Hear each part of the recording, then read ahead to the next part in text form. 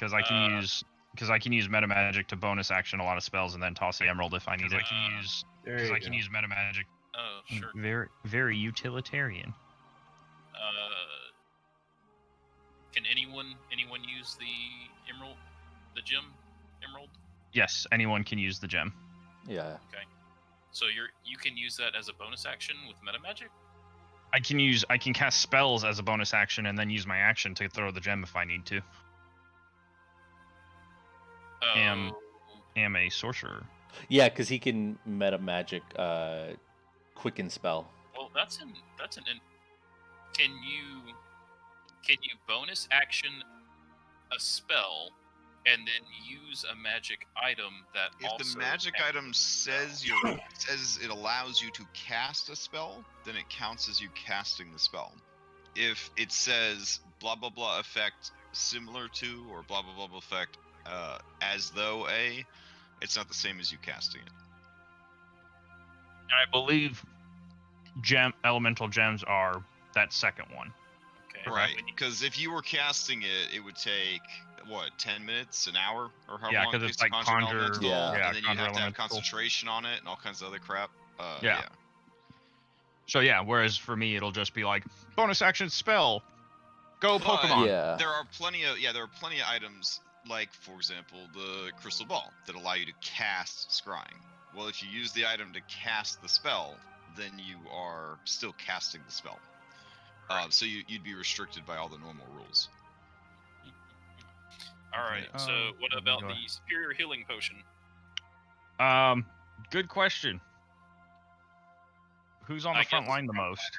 Someone Carrick. who isn't a healer, probably.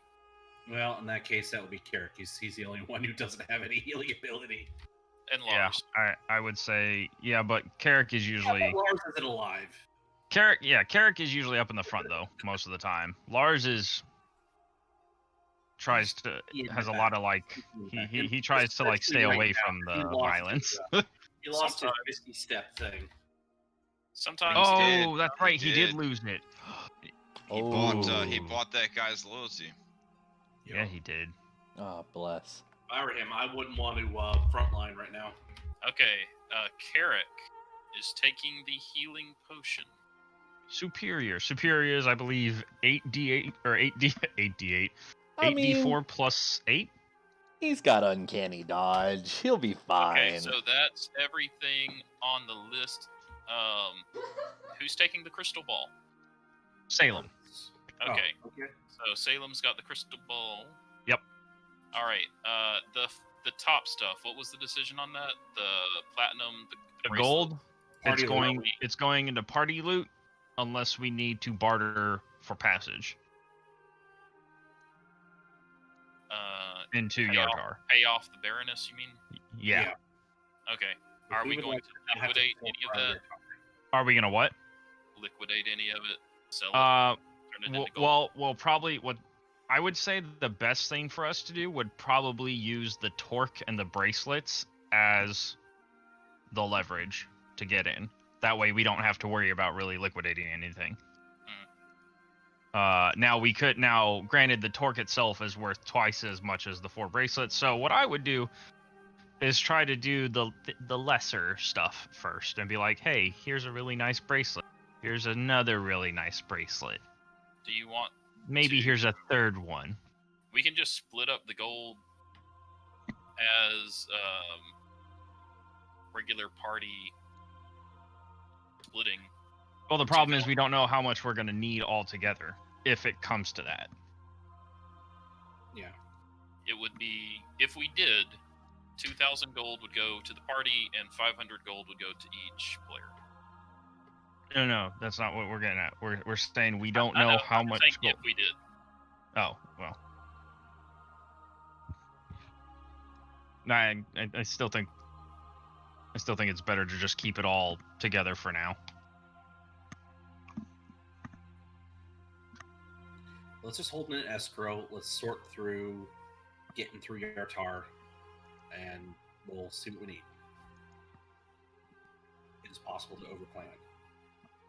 Yeah. All right. So, if we're ready to begin, last time you guys teleported, or maybe you were already there. You had just teleported to Silvery Moon. You're hanging out in Silvery Moon, figuring out how you were gonna get into Yartar. While you were making plans, you ran into some familiar faces from the past, including a powerful ally that you thought had died. Reunited with these old friends, you traded stories about the various heroics you have had in your fight against the giants. It turns out that the Ordning affects giants not just here in Faerun, but across Toril and even the neighboring planes of existence.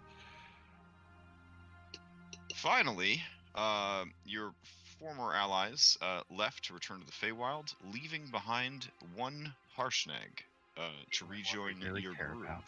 Yeah. There was a lot of all-you-can-eat sexy buffet. There was a lot of planning. And eventually, you guys hit upon the idea that you have access, essentially, to a teleportation chamber.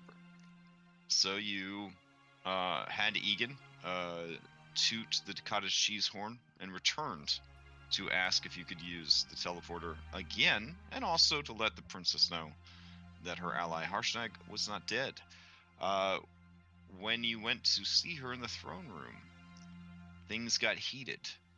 Her advisor, Mathir, was surprised to see Harshnag still alive, and in that moment, there was enough doubt in the hearts of the Sword Saints and Harshnag that they pressed for the truth and revealed that Mathir was actually the ancient blue dragon wizard sorceress, Imarith, who had been disguising herself and using that persona to mislead the Storm Giant family, and in effect, all of the Storm Giants. So, a battle ensued. She used her powerful magics to escape, not before managing to steal the scepter that controls the Storm King's throne, the source of the Storm Giant's immense power and rulership. Now, we resume play in the throne room of the Maelstrom, with you explaining that you still need to pursue the evidence you found that leads you to Yartar if you have any hope of recovering the missing king. Does all that sound about right? Sounds about right. All right. Let's see. Boop. All right. So it's a Friday, and Fridays are starting to be Fridays again. So we may have quite a bit of slowdown on our Roll20, but everybody just be patient. I haven't seen any reports that anything terrible is happening. It might just be a little slow. All right. So, Sarissa stands at the entryway to the giant room of requirements, such as it is. Your allies, including Harshnag, wait for you to give her the signal. And also to explain to her about the city of Yartar so that she can send you there accurately. Wait. We have things to ask. Oh, okay. So the giants all kind of look at each other, like, you know, okay. And then Sarissa says, will this be taking some time? Do you need to go back to the throne room, or perhaps we could go to the amphitheater and sit and talk? How much time do you need? How much time do you think this is going to take, guys? This is probably a sit-down conversation. Oh, Yeah, this is super serious stuff. Oh shit! All right. I'll just small and giant stack you. and we'll take care of that. Also, princess, right? Princess, Mm-hmm. you may need to gather your sisters. Oh. One thing at a time. Okay, so dragged you guys over here. Music Crab looks down at you guys. All right. He's the king here. What are you worrying about, dog? All right. They want to hear your questions. What do This we want to ask them bench first? is big enough. You guys could probably all fit on that one bench. Say. I'll go and sit next to Gyoza. Okay. And Lars too grumpy. He gonna go sit in the shadows over here and be grumpy. Yeah. So, yeah. Yeah. you guys can ask your questions first, and then I'll get to mine after. All right. Princess, with the revelation that Mathir was Imrith, it might be useful if we found out any sort of advice that she had been giving you. Maybe could lead us, maybe come give us some sort of clue as to her motives and what her dealings were. That makes sense. Mostly, Sarissa kind of gives it some thought.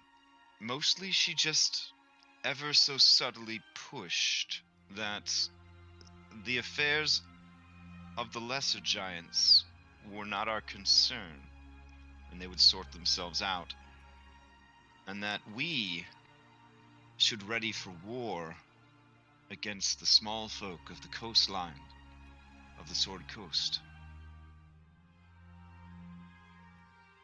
I was hesitant to take that advice, despite my sister's insistence that we needed to take revenge, and Mathir's as well. Even my uncle was hungry for violence and revenge. And you see Uther kind of nod, like he ain't gonna hide it. That is why I called for the wisest among each of the giant clans, that they might come and give me fair advice. These were individuals that I have known since my youth, and according to my parents, were always keen to act independently.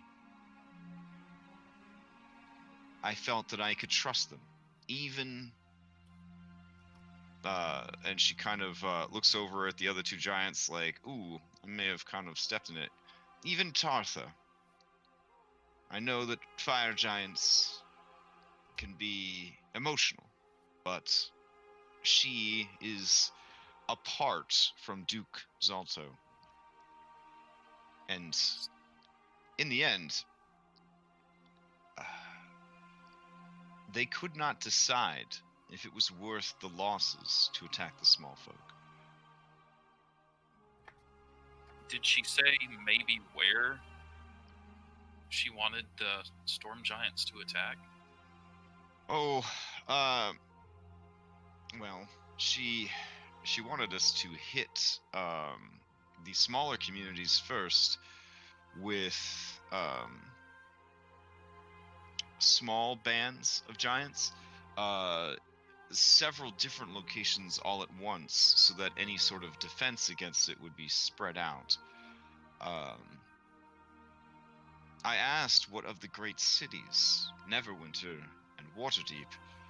She said, how does one eat a blue whale? One bite at a time. And you see Uther kind of look thoughtful, and he says,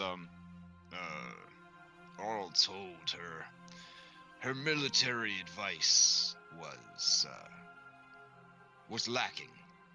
I chalked that up to a soft life of courts and general advisement, academia, perhaps. Looking back, I feel as though she was giving us the worst possible advice in every way.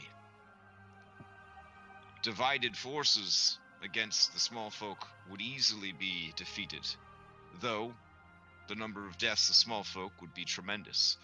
Further, seeing the storm giants move against the small folk would empower the lesser giants, and any that were holding back would certainly no longer do so. And you see the other two giants there, Helenhild and Braxel, like nod their heads like, The only thing we know for certain is that the ordning serves her. But I can't figure out. They all look kind of troubled by this, and Braxow says, the ordning is just the ordning. But perhaps this creature, with its great age and magics, was able to foresee its coming before anyone else and planned around it. I do not feel that she is the one who has caused it, but I would agree that she wields it as a weapon against folk, both giant and small. Well, if any of you come up with any ideas as to what end she would want the ordning to continue. Helenhild laughs in one of those oh ho ho ho ho kind of evil anime girl laughs, and she says, it is simple really. Look at the throne that the giant king sits upon. 4 blue dragon skulls make that throne. You small folk forget, but when your kind was rats and cockroaches scurrying about in the shadows, and she kind of looks over in Lars's general direction, the giants and the dragons ruled all of Toril, every mile. Land and sea and air. They fought for thousands and thousands and thousands of years. Their hatred has never faded. Even now, my people find no greater sport than to hunt and kill dragons. We take the eggs and young of white dragons and force them to be our beast of war and labor. Why? Why would Imerith hate giants? That is no mystery. Why would she hate the small folk? There are so many dragons who love the small folk. But Imerith is a great supporter of the scaled conqueror, Tiamat, queen of evil dragons. Your memories are small like your size, but I will remind you that no less than 10 years ago, Tiamat and her followers tried to bring her into the world of Toril, here in Faerun no less. These efforts are well documented. There are stories and plays, but it was the small folk who thwarted her efforts. It was the small folk who made the dragons look foolish and small. Imerith hates the small folk as she hates the giants. And if you hate 2 different groups, what greater plan than to make them destroy each other? Or at the very least, soften us up so you can step in and kick the crap out of those living. As you say, grandfather.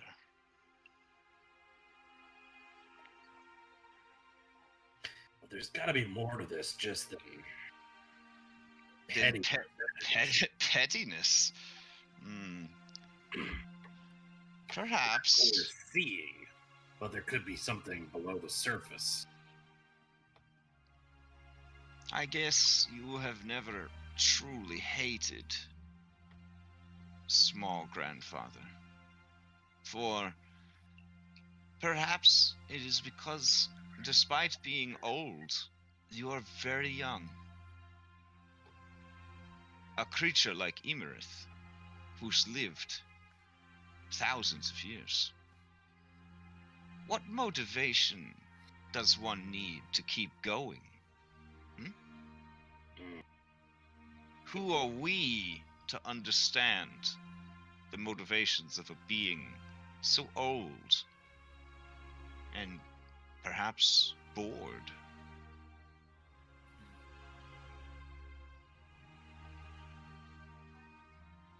I have seen giant children capture frost spiders and make them battle to the death by poking them until they are enraged and then pitting them against each other.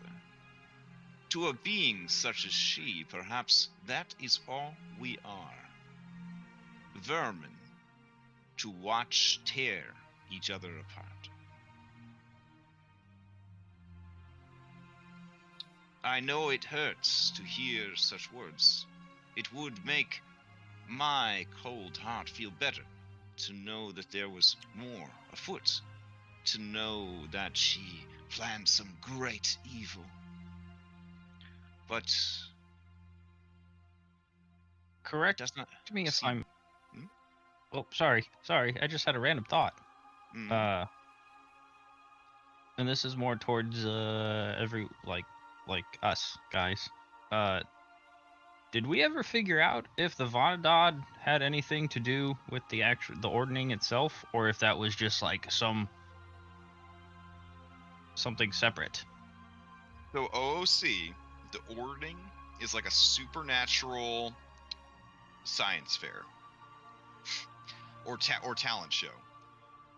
Basically, according to the Giants' beliefs, their god, who had a rough time, Adam had a rough time. He had this wife, and she was cuckolding him all the time and giving birth to like babies after sleeping with monsters. It was a mess. And all the dude wanted was like a nice, normal suburban family that could sit down and have fucking Thanksgiving dinner together. And it just never happened. Like, they were always fighting with each other. They were splitting into little groups, never getting along. Eventually, he had essentially like giant Jesus, and that went over about as well as regular Jesus did. And with his chosen son like being killed, he was just like, I'm out, I'm leaving. And he left. And that's a big reason that there aren't really that many clerics among giants, because their god actually left, like just left. Yeah. So the giants, kind of like real world Christians, were like, don't worry guys, we done goofed, but I guarantee he's gonna come back someday and he's gonna give us all a second chance. And that is what the ordning is supposed to be. The ordning is the second chance that indicates that Adam the Allfather is going to return to Tyrell, and when he does, they want to make sure that their clan of giants is the best clan of giants, which goes completely against all of Adam's teachings, but kind of like real world Christianity sects or whatever, right? Where they all like, we're the best, we're the only way it's supposed to be done. That's what's happened with the giants. So even if Adam did roll up in here like next week, if he saw them doing what they're doing, he would just turn around and leave again. So it's really depressing. It's like really depressing. But it is actually happening.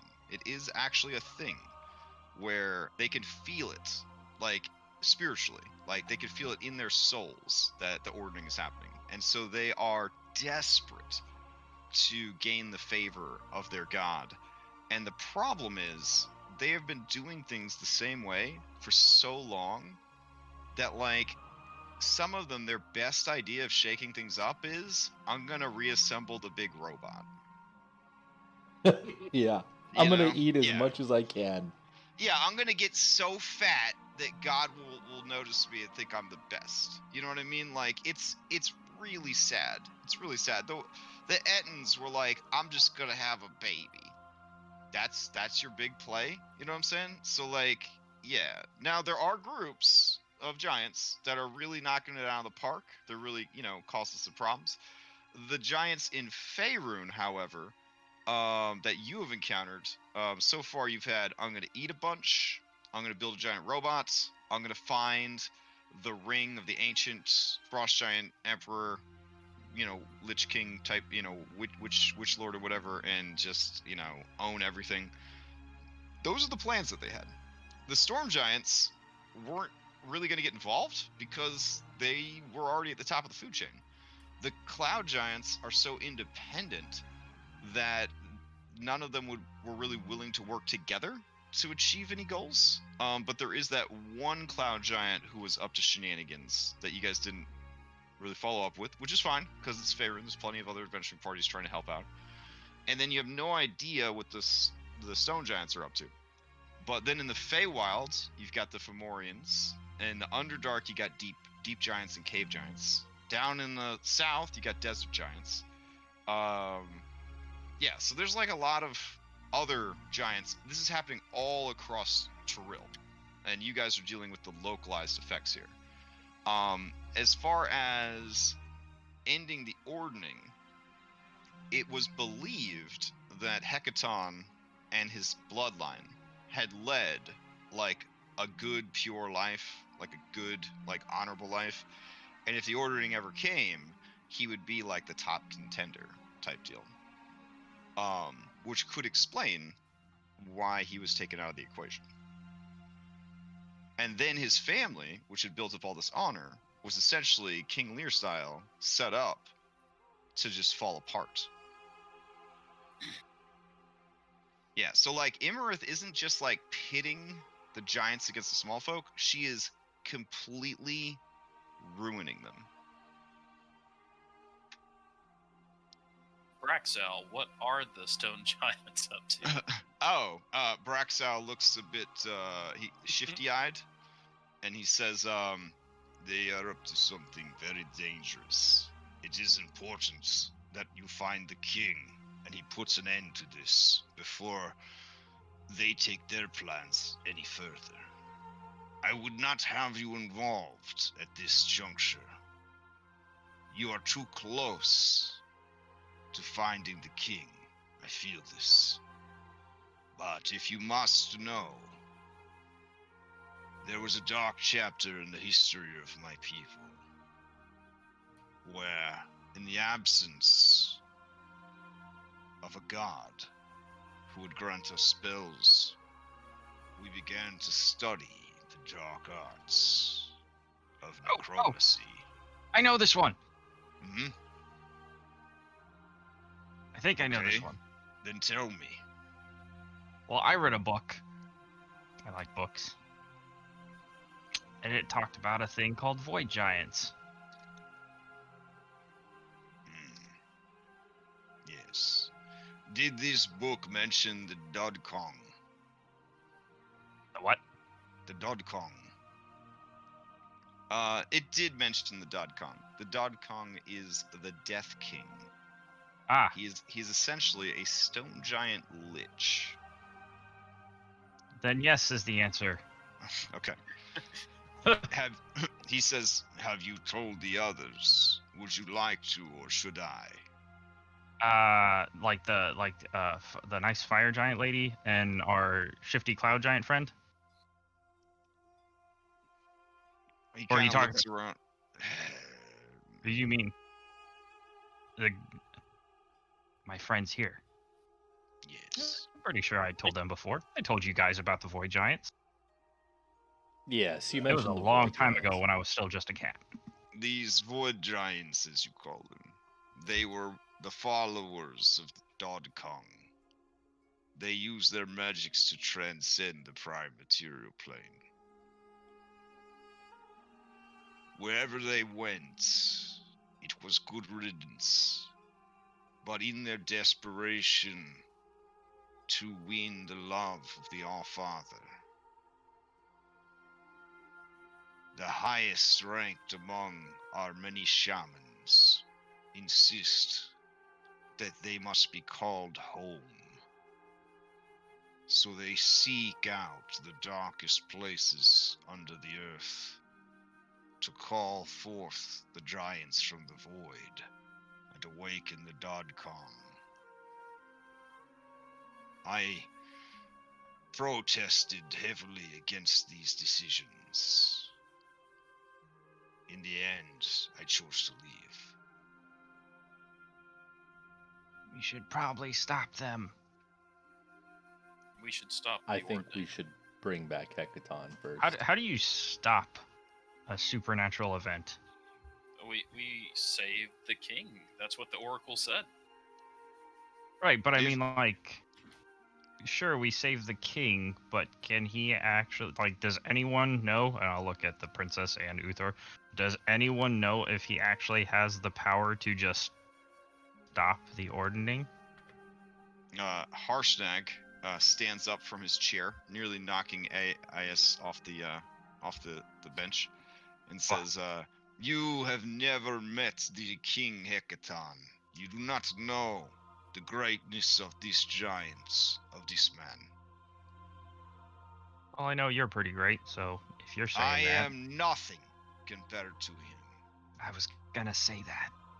He is the mightiest, the bravest, the wisest, and the strongest of our kind. If he was still here, there would be no question. The ordering would have ended, and peace would be restored." Oh, there we go. Then we shall save him.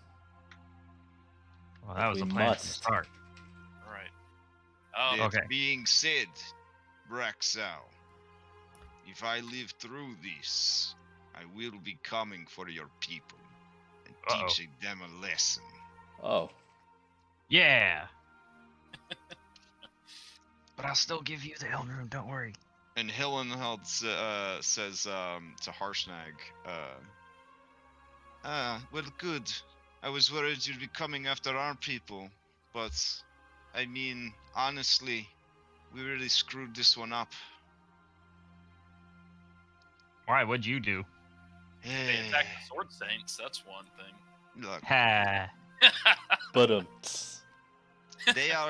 the Jarls are convinced they can find this ring of winter. They have scattered our forces to every corner of Faerun and beyond, trying to seek out an item which does not want to be found. Fortunately, we did purchase some assistance from the fire giants, rods that can help divine the location of people and things. Rumor has it that a human has the ring. And that's all they know for now. A human male. Some sort of rogue or hero.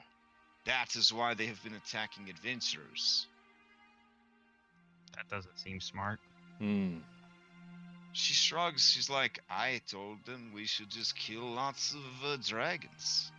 They said that was a stupid idea, so Helen Hilda left. Helen Hild is smart. Yeah. All right. Tartha had an excellent plan.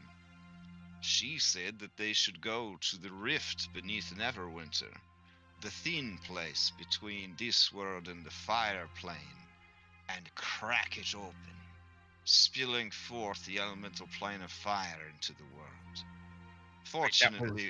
Fortunately for all of us, that did not happen. Duke Dalto's plan for robots, I guess, had better posters. I mean, it does sound kind of cool. It does. I mean, big robot versus breaking a planar barrier. I just think that Arthur's plan had a bit more pizzazz. Oh, wait, what if you did both and you use the robot to fight the things coming out of the rift? We could call it like Neverwinter Rift. Harshnag gets mad and he says, "The poor people of Neverwinter have suffered enough. Do you not remember the spell plagues? No. They ravaged that city, tore it asunder." I was a cat. Then you are excused. Well, if anything is learned, any more information of Immer's plan from your sisters, maybe she told them something that could be useful. Otherwise, unless anyone else has anything, I think we're ready. Perhaps we'll get a better sense of what the overall plan was if we make some inquiries about the sisters.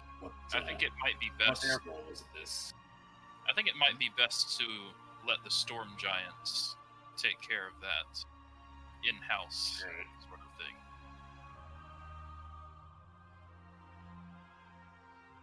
I'm sure they would share any information that they gleaned from them.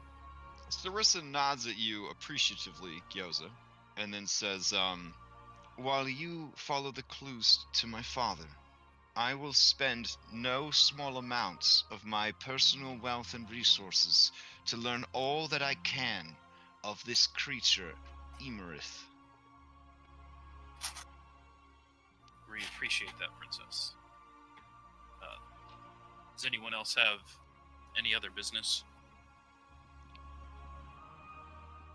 Nay, I think we should begin our search now. And go investigate the city. All right. Okay. So they march you over to the giant room of requirement. Do you explain the city of Yartar to her? You guys have a way to convey this information? I'll explain. Oh, go ahead.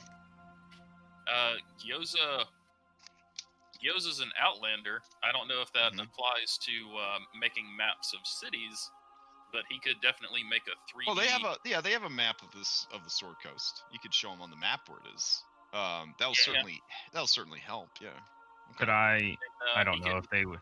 I don't know if this would help any, but could I also use my my map of constellations to be like, and this is what the sky looks above it, so you know how. Sure. Any information you have would be beneficial, even if one of you used performance to tell a very descriptive story of what it looks like and what it is like. Any information that could familiarize her with it would be beneficial. Gyoza will take some of the water out of the pool here, and he will shape it into the shape of the city as best he can recollect it and freeze it to make like a 3D map. That's super dope. Okay. All right. That's super dope. Salem goes kaiju all over it. Oh, okay. less useful. All right. If you feel that you have provided her enough information, we will see if it worked. And we'll be teleported to right. the west gate. Or outside the west gate. Okay. Wait, I thought we were heading to the veranda. Yeah. We can't teleport into the middle of the city, can we? That would be rude. Well, we informed the We were Baroness. invited, right, Marcus? Right. Yes, we were. But teleporting a giant into the middle of the city might cause an alarm. Okay, fair. That's people okay. might panic and start shooting willy-nilly. True, I guess. All right, that's fine. Okay. Crossbows are a thing, and I don't you like are them. you are bringing Harshnag with you into the Yes. Yes. Okay. Harshnag, you're gonna love it. All right. This is gonna go swimmingly. Well, considering half the city's underwater, you might be right. I will rehash with Harshnag, just so you know. I am going to call you a representative of giants. All you need do is represent giant kind by being a giant. So just be yourself. Okay. Don't hurt anyone That's all. unless we give you the okay. I'm less worried about Harshnag hurting someone than I am Yeah. about. Yeah, I'm more Okay. worried about. To be honest, I'm more worried about Lars hurting someone. All right. Act like myself, but don't hurt anyone. This will be easy. Yes. All right. As you guys head into the room, he does turn back and he looks at the princess and he says, I hope to see you again, princess. I hope to see your face light up when you see your father again.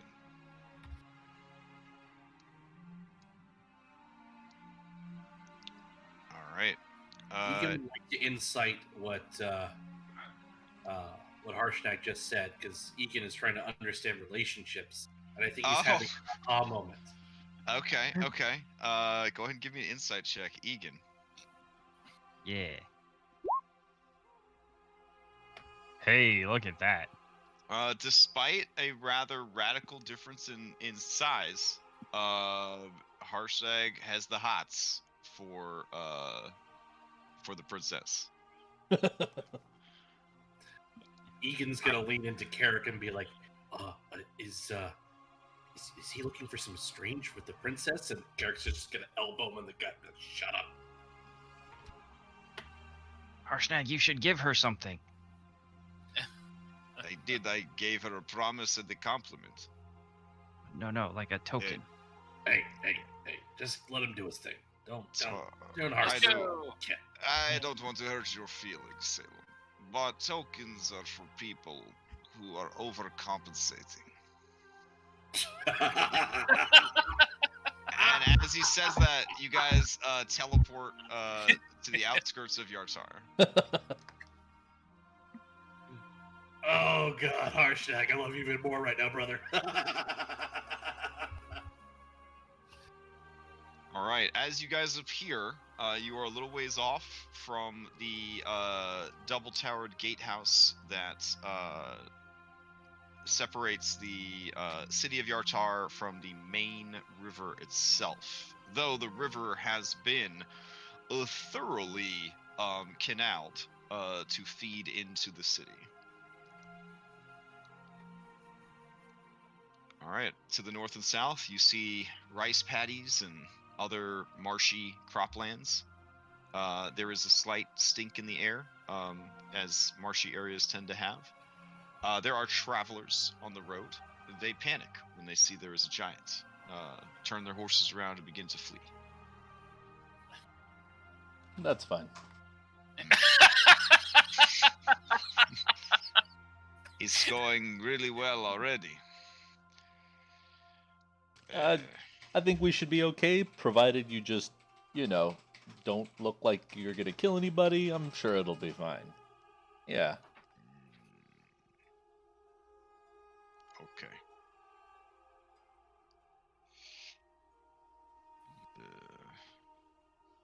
Are you sure you wouldn't just prefer that I wait out here and meet up with you later? I really think you'll add to the dramatic effect, Harshnag. Okay. All right, you guys approach the city. As you get to the double towers of the gates, the guards there, of course, have drawn heavy crossbows, drawn line of sight. Maybe they fired a couple of crossbow bolts at this point. First thing I'm gonna do is Okay. hold out my hands to the guards. Obviously, I'm a human, or not human, half elf, and I'm obviously not a giant. And I'm like, hey, whoa, calm yourselves. He's traveling with us. We He's not an teleported enemy. And my internet went out. Oh, you've been attacked by the gate guards already.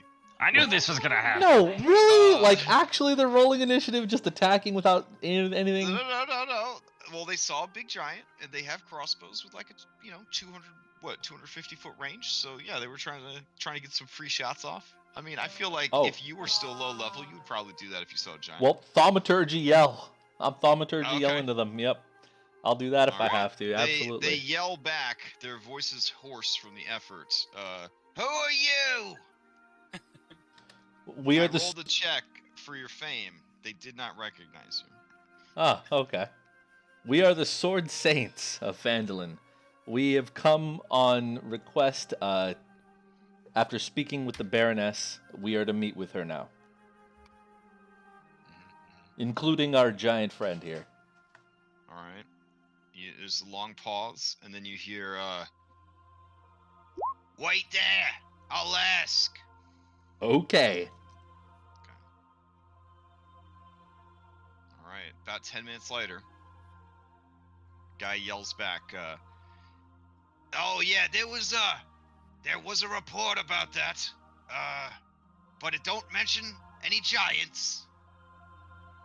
Did I not mention him? I'm pretty sure I did, didn't I? No. Oh, I didn't. No, I don't think we knew he was alive at the time. Oh, you know what? That's true. Yeah, we done fucked up. It might just be easier if some of us hung out back here and All right. our representatives went inside. It's going to be a lot less messy, Marcus. You got All it. right. My Maya apologies, says that Harshnag. she'll stay out here with Harshnag. I'll hang Shit. out also. She I'm- asked Egan if he wants to Oh. stay with her. Egan will blush and be like, okay. Okay. He's probably She gonna kinda- read the She kind situation. of makes a confused look, like as if. She Yikes. doesn't like Egan's humans. he's Egan. easily confused. All right. So the giant yells back at them in Shondathan. "It's all right. I will go back to my mountain lair and eat the goats. Roar!" No, what? No, stop that. No, yeah, that's not represent. Just chill out here. But it's okay. He does it really Guys, sarcastic. you want me to hang out here and We And said he- act he- like you're- he, You he can't heads act like off. yourself. Yeah, he lifts up Ias and Egan, and he just starts wading through the field of rice paddies towards the northwest. What are you doing? Marcus, Harshnag, stop it. face palm. I'm leaving the road so I don't scare anyone. Just Oh, let me okay. know when you're ready. Gyoza could If send you his want, I tiny can hang out bird. back here. All right, all right. All right. Hey guys, maybe we should send some minstrels out to play or something. Make sure everyone knows that it's okay. Nothing says there's no battle going on here like some minstrels playing. You know. That seems like Yeah. a waste of money, but whatever. Oh yeah, we're good. Out Let's of just character. let's go. They should be. I mean, Harshnag wanders the Sword Coast 24/7. He's still alive. Harshnag's not a dummy. Yeah. He'll get out of harm's way. Don't worry. Seriously, just to cut down on issues, do you think that maybe Lars and I'm on a map. Garrett hang back just to sort of Only not if you that, want to, not Garrett. that he needs Only if you want to. supervising, but just Well, let our Lars charismatic- Lars still isn't here, so that he is you got 2 elves and a human of Helm. Like that should be more than enough street cred to keep anyone from trying to lynch Harshnag. All right. All right. So we'll have the 4 of you enter. The guards nod at you, and they seem very pleased with themselves that they were able to save Yartar from a giant invasion. All right. Good for them. So you head through the city to the Baroness's estate. The River Baroness Nestra Ruthiel meets with you on her veranda. I assume Salem gave us the stuff that we were using to bargain with, potentially, right? I mean, am I coming with you? You Yeah, said yeah. you. Oh yeah, You're never mind. free. I heard you were gonna stay over there for some reason. Okay, never mind. No, if everyone else is going, there's no Carrick point was, in. Carrick was asking whether or not he should stay behind.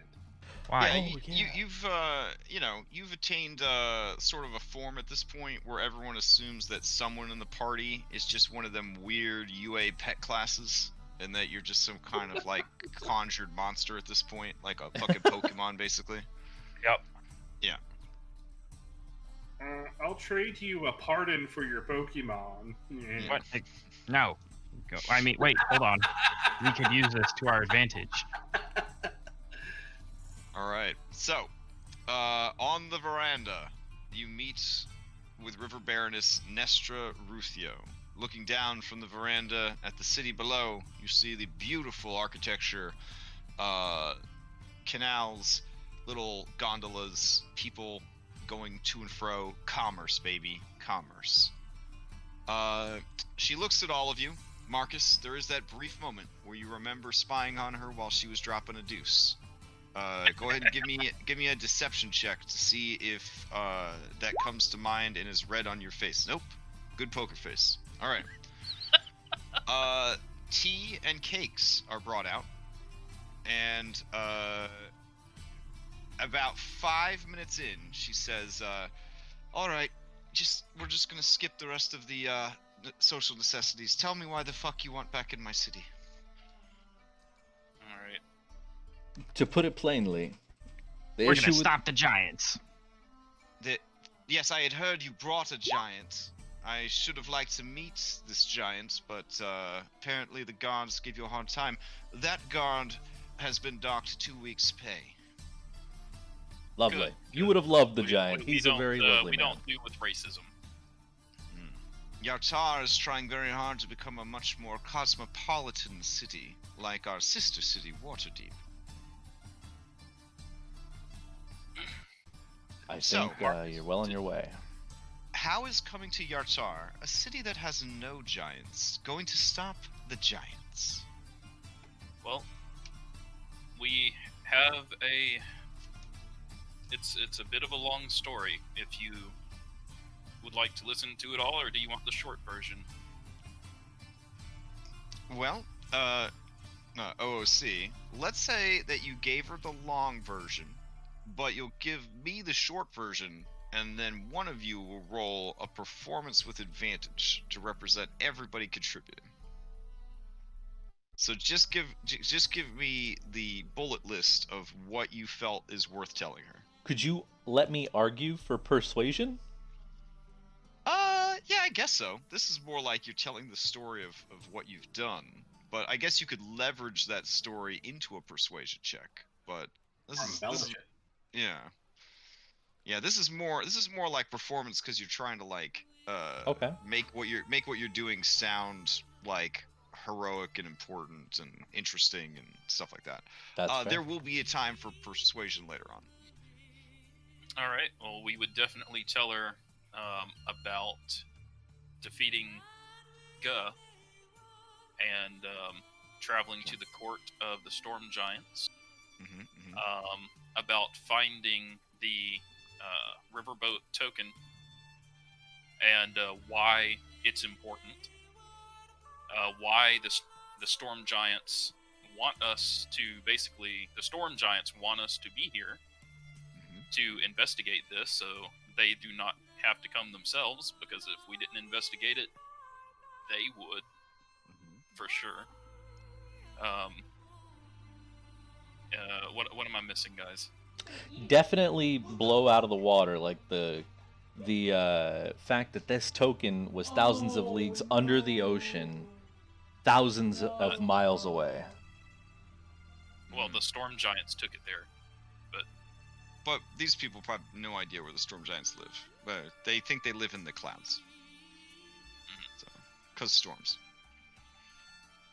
I mean, before you guys teleported underwater, where did you think the Storm Giants lived? Right. I have no idea. Yeah, exactly. Basically, Yartar has been implicated in a assassination of a queen of the Storm Giants, and we're trying to handle it in a smallfolk manner as opposed to a giant manner.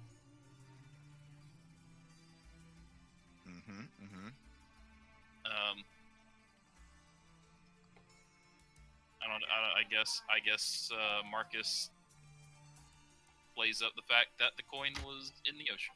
I don't know. Okay. Yeah, it was in the hands of the storm giants who discovered the storm giant queen's body.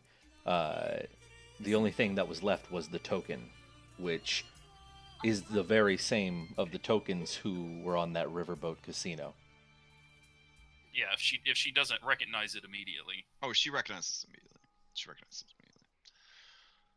All right. Anyone have anything else they want to add that they think should have been included? No? Okay. Go ahead and give me a performance with the... Actually, yeah, one tiny little... I'm just trying to find his name because I have it written here. That one man who was trying to convince her. I have it written here, I swear to God. The guy with the octopus man. Octopus man. Where is it? He may be involved. Dryland, Lord Dryland. Yes, Dryland. Yes, If you there it don't- is. I mean, if you don't really have any, was there? Did we find something? Her face contorts into like the Grinch stole Christmas smile when you say his name. Yeah, that's what I was hoping for. Alright. Yeah, no unless you want to see how cool your story was, you don't need to roll a performance check, but someone can roll it. Lars, roll it anyway. No. Alright. Lars Nobody? isn't here. Alright. Maybe he is, I don't know. Okay, she says, so Casper Dryland got himself mixed up in something this big, and then he screwed it up.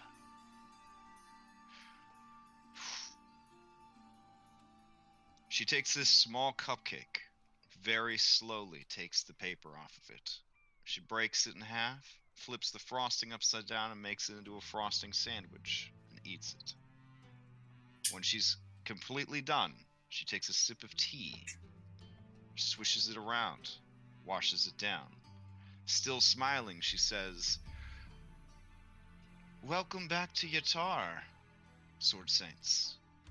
I'll need you to thoroughly investigate Casper Dryland's involvement in all this immediately." Of course. I understand that things might get heated. There could be an accident. Someone might die. That would be a shame. But I would be understanding and find forgiveness in my heart. I want you to let this storm giant princess know that the River Baroness Nestra Ruthio had nothing to do with this, and everything to do with aiding you in your search. Shall be as you Can I wish. insight check her? Yeah, sure. And I'm specifically looking for a feeling of... Oh, she Did definitely she- wants us to kill that guy. No. It's not that. It's more of, did she have something to do with the disappearance of... Oh, like, murder yeah, of go the for queen and the disappearance of King Hekkaton. Yeah. it. Sure. Hurrah. Up until you told her this story, she, A, had no idea where storm giants lived. B, has never and still has not seen a storm giant. C, really hates Casper Dryland and is very excited about the prospect that this guy just got himself fucked. Okay. And D, has absolutely nothing to do with this plot. This woman is too busy trying to keep her head above water against all of her many political and mercantile rivals. She has no time to spare to be involved in a kidnapping that took place like 3,000 miles away. Okay. Anyone is all right with this. All right, yeah. if I don't want to hurt her feelings, but she also seems like the kind of woman who lacks the sort of imagination to even get involved in something like this. True. Ouch. Yeah.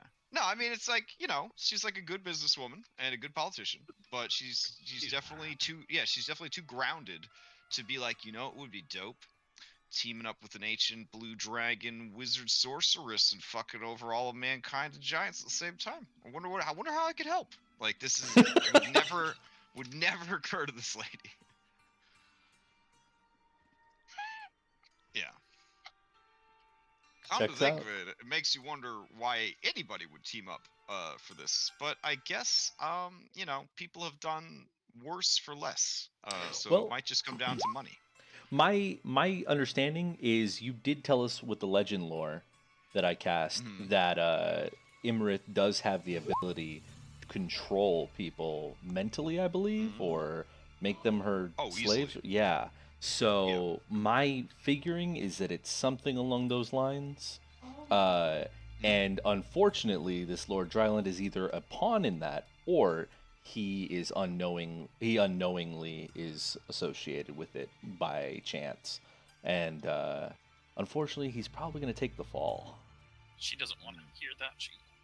Oh yeah, I'm saying that out of Last character. part, I'm not nice. saying that in Last character. part. All right. Well, we did it, guys. We're back in Yartar. Out of character, should we give her the stuff anyway, like as a little No, icing she on the didn't cake? ask for it. Okay, She okay, didn't okay, ask all for it. right, okay. I just thought.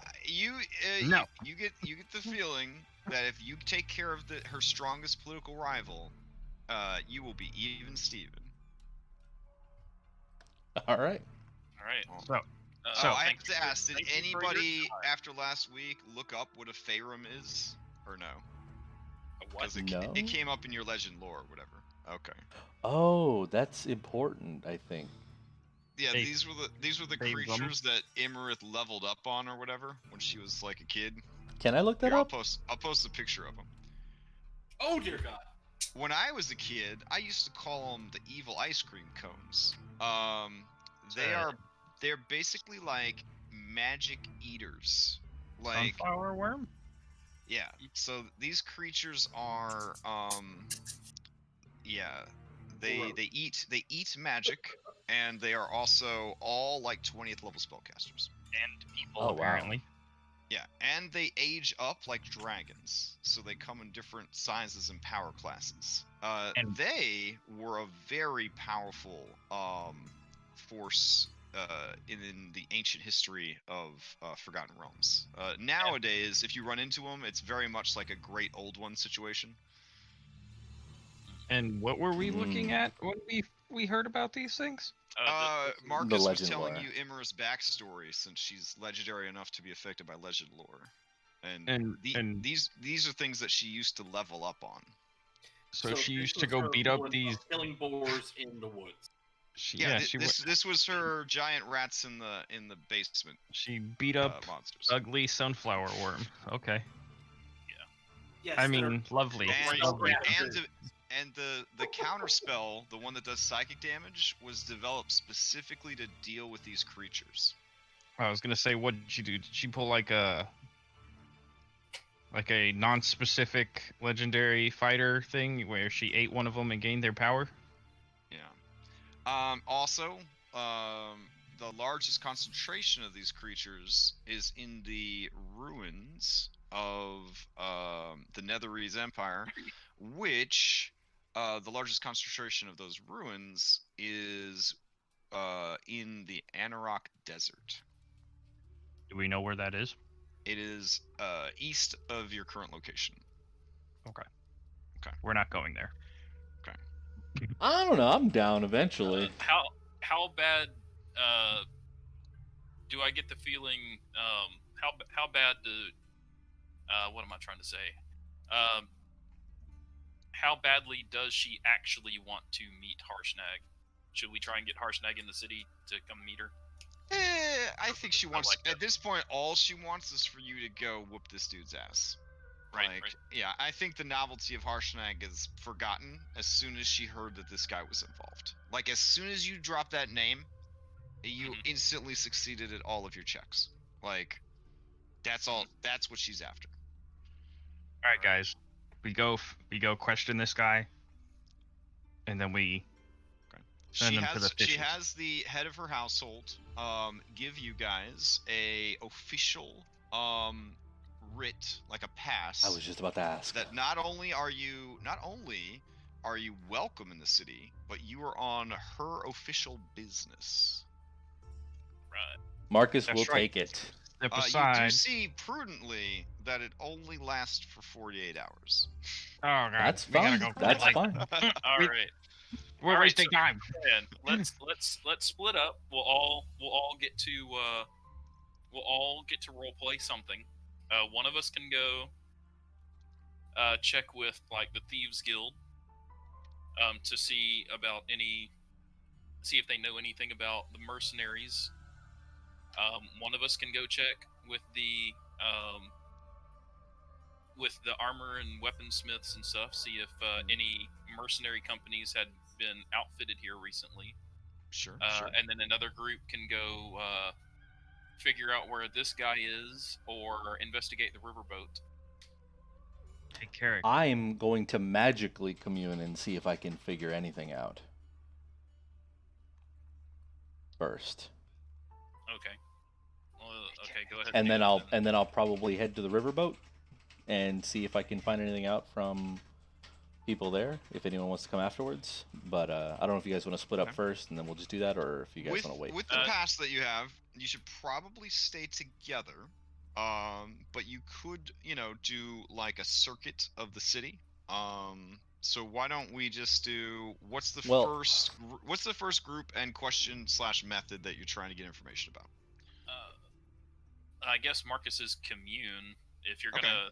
So you're gonna commune. You're gonna just straight up call God and ask some questions. Absolutely. I'm gonna Okay, be like, alright, hey, sure. ring, God, what's good? Okay. No, let me. Now, feel if like- I recall, yours is very like spiritual. Like you ask questions, and then the sun shines brightly for yes and dimly for no, right? Is No, that this what one's the happens? telephone call. This one is the Oh, you're telephone actually. call. Oh, have you used this one before? I have once to Okay, locate the other part of the giant belt, but Sure. Okay. yeah. Oh, sorry. Go ahead. Yeah, no, go for it. So, just like right there on the Miranda, you're gonna call God, and you just tell her you need a few minutes, or. Well, we like go someplace. Like, does she have Okay. like a call God box, like privacy box in the? She tells in you the that space you can somewhere? use the veranda for whatever planning you need, but that she urges discretion. Dryland is a slippery son of a bitch, and if he finds out people are looking for him, he will escape. yeah, I was gonna say let's go to a tavern real quick. First off, rent a room. Tavern. Wait, Do no, that hold there. on. She just said we could use the veranda where no one that else seems is like here. a- Why would we want to go to the Oh, tavern okay, where if people are no gonna one- listen in on Yeah. us? Yeah, if no one's here, then yeah, we can do that. Then yeah. Okay. All right. So she even leaves because she doesn't want nothing to do with your god. Gotcha. All right. Also, Hey, now that Openings for Salem. I imagine I would be able to make a forgery check with advantage to make copies of this if I needed to. By the way, I think, right? Yeah. Oh, totally. Yeah. You totally could. Okay, cool. Just wanted to double check that. All right. Yeah. I'm gonna go ahead and commune, and well, I guess the reason I suggested the tavern was because it'll take literally oh wait, no, that only takes a minute. It takes 1 minute to cast, and you get 1 1 minute. minute to ask your questions. Oh, okay. I don't need. It doesn't consume the holy or unholy water. Okay, awesome. Yeah, I'll just Yep. commune, and then I will ask. Well, what should I ask first? Okay. Like so if- you call up the Lathander hotline. Okay. Somebody on the other end picks up, and then you hear like choir music in the background, some fucking trumpets, right? And they're like, "Thank you for reaching out to Lathander. Lathander is currently crusading against evil. How may I help you?" Yes, I I need to know, is the target for who was involved with killing the Queen of the Storm Giants to be found near the river casino in Yartar? Man, that's a weirdly worded question. Yes. That was kind of weird. But it is yes or no. The target of the kidnapping was the king, so I would say. No. Sorry, the killing. My apologies. Maybe you meant the culprit. Yeah, the culprit. Yeah. Sorry, the okay, culprit okay. of the killing of the queen. Sorry. It's only yes or no, so yes. Oh wow. Is the culprit involved with the Black Hand in Yartar? No. Ask if Dryland is guilty. Oh, there you go. That's Yeah. easy enough. Is Lord Dryland directly involved with the culprit? Yes. All Why don't right. you just ask if he was the culprit? Okay. Well, That's good enough. you know what? That's good enough. That's good enough. Yeah. Because All then right. I could have potentially gotten a no. So you know that he's at the riverboat. You know that he has nothing to do with the Black Hand, which is good for River Baroness Nestra's rep, because she does have to do with the Black Hand. And you know that he is guilty of the crime, either aiding and abetting or committing it. In that case, let's forget everything else, go get the rest of the party, and go to the riverboat. There you go. Magic. Making life easier. Okay. So we do that. All right. Do you wait for nightfall, or are you going to go hit up the casino while it's closed and they're getting ready for night?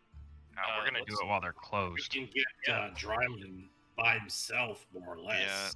Yeah, less innocent people to kill. That's true. Yep. That's true. All right. Do you bring your big ass giant, which will Yes. okay. Well, now hold on, guys. Here's the thing. What? No, we should probably.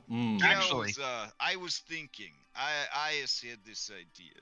What if you turn me into a cute mouse and I ride in your pocket? And then when you need me, you just squeeze me and I turn back into horse. Or throw him like a all right. grenade. No, no, It's guys. done. Oh He's- yes. no, Throw listen. me. Hold on. Salem was drawn to seriously. Oh wait. If you throw a mouse and he explodes into a giant, things could get really bad. It's Why don't okay. we He's in my pocket. Why don't we just turn him invisible? That way he That's- can at least be careful of where he's walking. He's- No, he's No. mouse in my pocket. He's a big ass giant. I just looks at you, just like we'll still hear him. Yeah. Still smell him. Not that you smell, but you smell like a giant. I mean, Oh man. what he okay. does? It's like a lot of man. That's all I'm saying. Okay. Smells We'll like a just lot we'll of- just Yeah. make him a little animal. All right. Polymorph. Third, Okay. fourth level spell slot. Using that. All right. You turn him into a little tiny mouse, or did you have another animal in mind? Mouse works. Okay. Hey guys, how many entrances and exits are there to the riverboat casino? Don't put him in your bag of holding. Oh, he's adorable. Okay. All right. Do we know how many exits and entrances are on this boat? I mean, it's a boat, so literally every part of it is an exit or an entrance, if you hit it hard enough. But as a riverboat, there are a lot of windows. It's not like a ship where they don't want Sahaugen climbing in through every porthole and killing everyone in the middle of the night. And the riverboat is it's ostentatious, right? So there's a lot of ins and outs. That Should being we- said, the lower decks don't seem to have any windows because there are river creatures that would climb in the windows and kill everyone. And this is Fantasyland, and they have to plan around that kind of shit. Should we have anybody posted up outside in case he tries to make a run for it before we even get in there? Because obviously someone's gonna notice, like a whole bunch of us going in man. there. So The classic look out the window and misty step. Or even better, the dimension door up to 500 feet away. So how about I invisible myself and then fly into the air and keep a lookout for him? All right. That's not a bad idea. Invisible helicopter outside. That's dope. Yeah. All right. Oh, there's the riverboat. I thought I had archived it. I went through and Right. archived like 40 maps or something for this. I feel that on a personal When's level. the last time we had a long rest? Is it Uh, still day? Because It's we had the our same- fight, It's been the and then same we day. pitched it. Yeah, we had a long No, rest. it's the same day. We Yeah, haven't. you had gotten a long rest, woke up, made your plans, ran into Harshnag, then decided to Go teleport fight. over. Then I think Then we fought. What's her name? no, that yeah. Then you And fought what's her here name? we are. Oh yeah, shoot. All right. It's a Okay. lot of All right, stuff. so it's daytime. So let me just hit one button and magically turn it to daytime from nighttime. Oh wait, this isn't Foundry. Okay. Let me manually switch it over. Hold on. So before we head out, you guys got to tell me, or before we head there, when we get close, I'm gonna cast greater invisibility on myself. All right, Okay. I gotta hide everybody that's not staff also. So Wait, hold what on. about you, Salem? One more time? Before we get there, like before we even like show ourselves up there, I will cast greater invisibility, and then you guys can start going.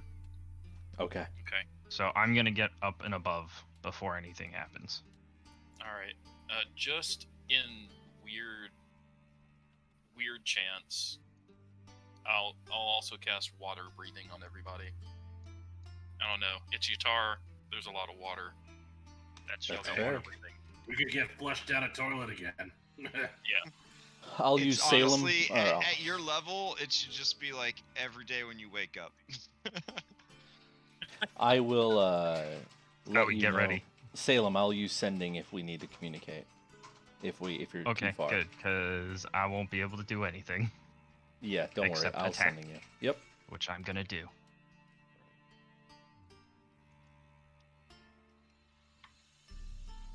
Okay. All right, you find as you arrive that there are no guards in the area, which is interesting. There were a lot of guards here last time. It was also But open. there are private guards at the docks. So let me bring you over to the map. So. Hello, map. Crash, what did Lord Dryland say and offer to the River Baroness again? When I was scrying? What did he say? Yeah, what did he and suggest offer- again? Oh. Yeah. He just told her she should get into the riverboat industry, like move your businesses to the river, blah blah blah blah blah. Like, Yeah, I'm gonna tell them that I'm gonna let everybody in the party know that's here, Okay. except for Salem, I suppose, that I'm gonna attempt to, if you guys want, I can pitch that we're sent to speak with him in regards to that offer that the Lady Baroness had been given before. If What you will guys say want. when he says, "Why didn't the Baroness choose to speak to me about it herself?" What are you gonna say? I'll show him the writ that we are here on her behalf. And we also have a vested interest in the town of Yartar. Well, to the guards. I'll say that to the guards. That we're here on the behalf of the okay. Baroness. Yeah. you see Ayas kind of make like a duck face, a thinking, and she says, I mean, it makes sense. If she doesn't like him, she would definitely send somebody else to talk to him. How Good point. tall is this riverboat? Oh man, out of the water, the riverboat is got a height of, I want to say, 40 feet from the surface of the river. All right, so I am going to be. Lars asks you to helicopter him like long way around style onto the roof, and he will like stealth around on the roof in case anybody teleports out. That way you have some backup. Lars, can you go invisible? I don't think he can. Because I only got 2 of these scrolls, Well, and I don't necessarily know if I want. You know what? He use the does other have one. water breathing, don't and he know. is very acrobatic. So maybe he could just swim and climb up on top. There you go. Yeah. He'll Navy SEAL that shit. He'll Navy SEAL. Okay. that shit. Yeah. All right. So All right. I'm going to be 100 feet up, Okay. invisible, Sounds good. going around. All right. All right. As you guys approach, Nelvin, He looks very tired. But it is afternoon time, so he has gotten in his prerequisite 6 hours of sleep. I feel you, Nelvin. I feel you. The guard drakes also look a little sleepy. They're used to working the night shift. So 2 sleepy boys and their sleepy master look over at you guys, and he says, "We're not open yet." Marcus. Yeah, Marcus will step forward and he will say, greetings and good day to you. Was it Melvin? I remember you. I have business with. It's Nelvin, and hold on a second. And he scowls as he looks at you. Well, I don't remember you. Well, my apologies. Maybe it was in passing. Anywho, we are here actually on business with a Lord Dryland ourselves. We come here to speak business on behalf of the Baroness of Yartar, and I will promptly pull out the writ that the Baroness has given us. You mind? And he kind of reaches for it. I As hand he it is, over. Gyoza, this guard drake is sniffing all over you. You could feel Harshnag the mouse nervously clutching your chest. I'm going to. Can I perform an animal handling check to handle him? Yeah, sure. My, It's a dragon, but it is a domesticated beast. I'm going to handle him just like my dragon. Okay. Up in the nose. Okay. I don't think Yoza bops him on the nose. I don't know how he handles the dragon, but he apparently handled it pretty well. Okay. All right. Nelvin takes the paper and looks at it. Man, it looks pretty official. So the Baroness too good to come down and talk to the boss herself, huh? You know how it is. She They've sends never one been of her on. little pretty boy toys down, huh? Hey, he called you pretty, Marcus. Marcus blushes at the compliment. He says, "Thank you, sir." You know, this used to be a town for men. This is a man's town. And then that bitch took over, and now you got the Black Hand going around. You got men scared to be men. A buddy of mine, he went and pinched a barmaid on the ass. You know what? He got jumped in an alley. Woke up without his coin purse. His pants on backwards. That's why you gotta associate with the powerful ones. And I give him a wink. And Oh, dang. and okay. I say- Oh, he gets a sly look on his face. He says, oh, that's what it's about. And he starts nudging you in the ribs. Marcus, All right, he chuckled a wait bit. here. I'll go let the boss know you're here. And I nod, okay. Crash. Mm-hmm. I'm assuming that took more than a minute. Oh, yeah, for sure. So when that minute comes real close, I just like shoot straight up to like 300 feet, and so now I'm Okay. just like a bird in the sky. Okay, fair enough. I'm not invisible anymore, unfortunately, because I forgot that it only lasts a minute. All right, he comes Yeah. back out with Pao Ming. She looks stern. Eyebrow game is on point. She gives this animal a little nudge and kind of a pat, and it moves out of the way. And she says, greetings. You are Hello. here to discuss business. This is a fortuitous time. Come, follow me. Thank you. Pao Ming, was it? Yes. And she looks at you. And she smiles and she says, "Ah, Mr. Lucky." Marcus smiles. The very same. I have not seen your blue-skinned friend. How is she doing? I know not. I think she may have left town since then. You're Interesting. underwater. Do not mind the mess. We are preparing for tonight. This way, this way. Would you like any drinks? I can have them brought over to you. Oh, no, I'm fine, thank you. While on Are you business. sure? Are you Oh, sure? absolutely. I never mix work with pleasure. Oh, but what if work is pleasure? And almost as if on cue, you see two cuties come trotting up, and either side of Egan, they put an arm around him. Egan gets a big goofy grin on his face and starts looking around a little awkward. Is hangs back and just shake her head. Egan's gonna look a little ashamed at Is being disapproving, and he's gonna like slowly disentangle himself, and he's gonna sort of take a step up next to Carrick and mumble, "Sorry." Yes, this way, please, this way.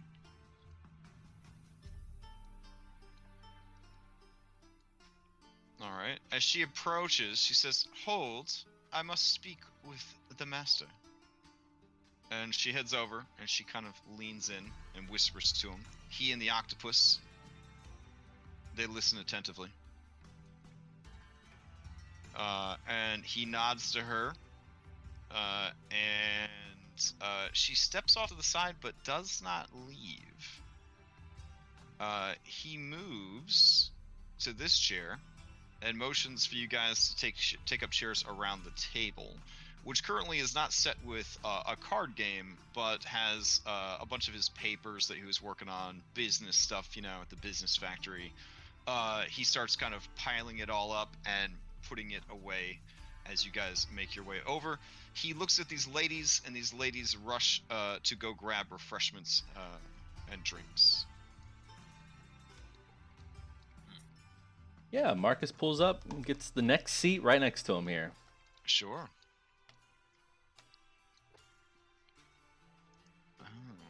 Oh wait, I got more casino-y music. I can play that. Hold on.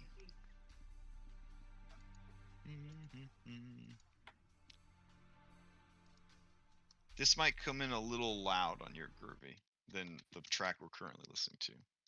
Maybe very loud. Let's see. Yeah, that's pretty fucking loud. Okay. Sorry about your headphones. All right. There we go. All right. As you approach, upbeat music starts playing, and he smiles? Question mark? Maybe not in his character art. And he says, welcome.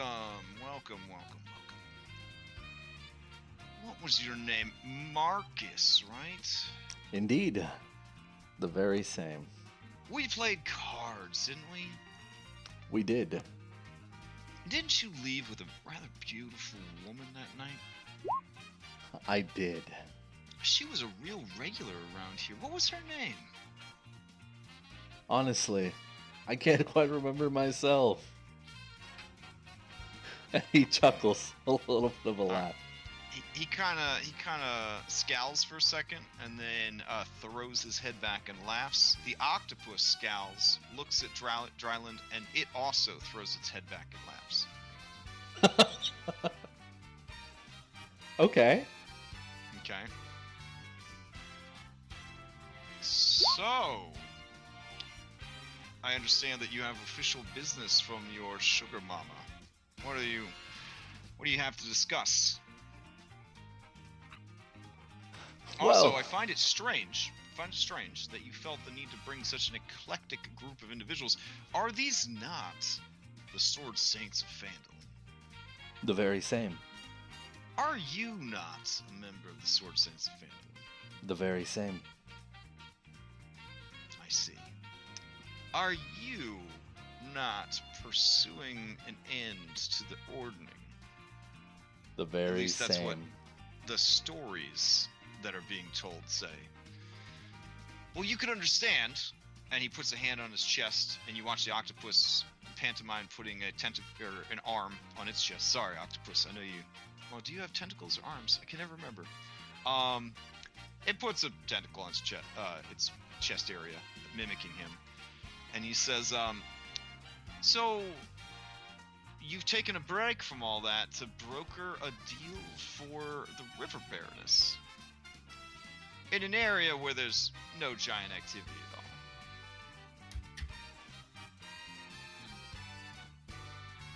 at Well, actually, no, I figured I would just go ahead and drop all pretenses right now, Lord Dryland. I'd appreciate that. And you see that these ladies, they're fucking drawing knives to like swing.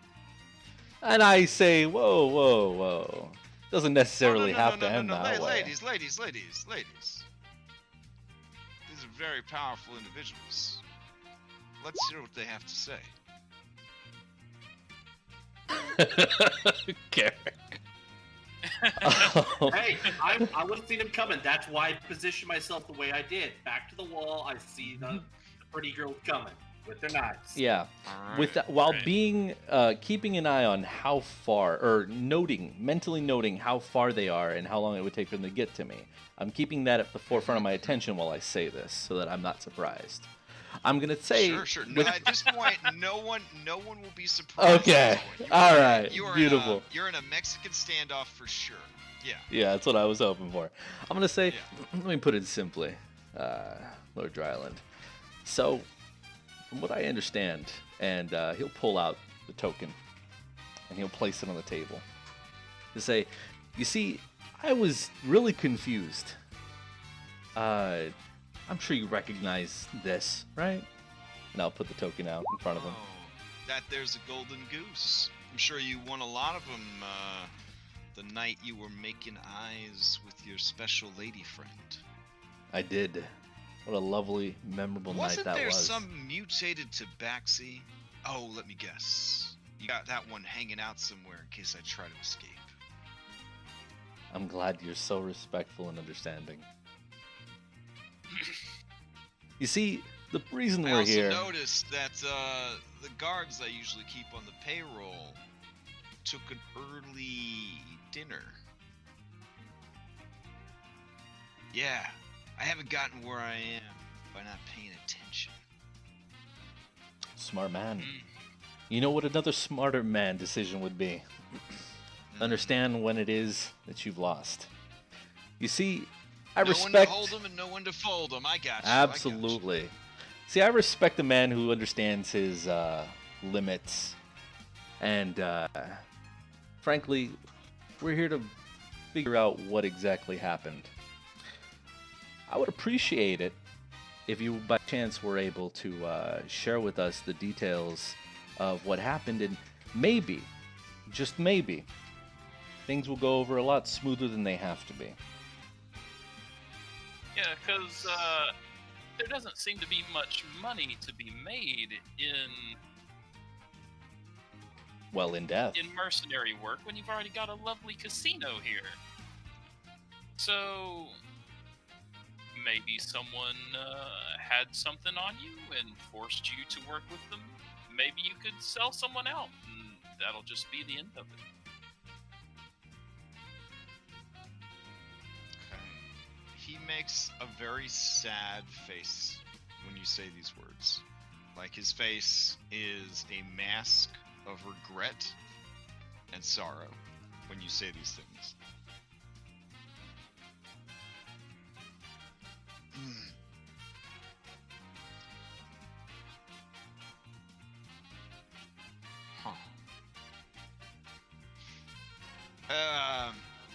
Pao Ming, why don't you take the girls and go get ready for tonight? If I don't see you again, his papers in my safe. The ship is yours.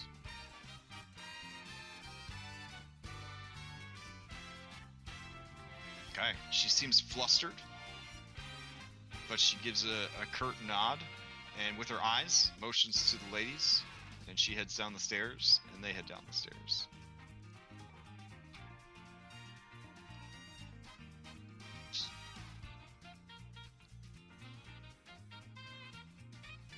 I appreciate that it didn't have to come to any harsh conflict. You have the floor. I've worked pretty hard to get what I have. I made a lot of bad choices. Nowadays, it feels like every kid's making bad choices and getting away with it. Every other adventurer I run into claims to be some kind of hexblade. Went and sold their soul for power. You think it ever works out for those kids? Yeah, Marcus, he kind of like raises eyebrows, nods. You know, they're all up to something. Somebody's got to find a purpose somewhere, I think.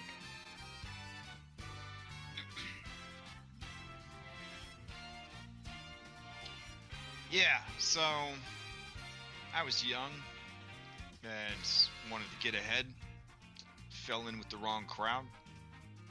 Got in a little deep. Maybe too deep to ever get out. Did a lot of terrible things.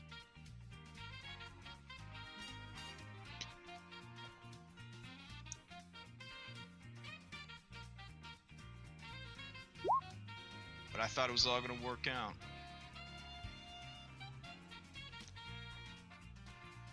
But I guess that's the foolish thoughts of a young man.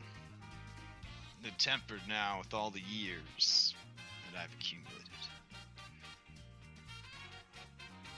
I knew eventually it was going to come down to a decision about what kind of man I wanted to be at the end. I've heard about your reputation. I know that I can't beat you. I know that I can't escape you. I know that you've got the city's leadership poised to strike. You're her cat's paw to take me out. I know that what I aided in has caused a lot of death, a lot of destruction.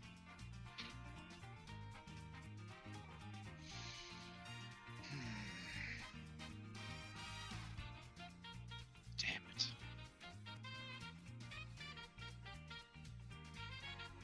Alright. I guess this is it. And you see one tear kind of well up in his left eye, and then sort of roll down his wrinkly, bearded face. The octopus reaches up with a tentacle and wipes the tear away. You heard of the Kraken Society? No. This is news to us. Well, then I guess we're doing a good job. It's a secret society, criminals and nobles that manipulates the goings on of the Sword Coast. There's a big shot in charge. And Big Shot, well, doesn't get too involved too often, but when he does, he wants that shit done, and he wants that shit done, no questions asked. He contacted me, told me two things. One, he had an agent working out of the city, and I needed to make sure that I was supplying him with product.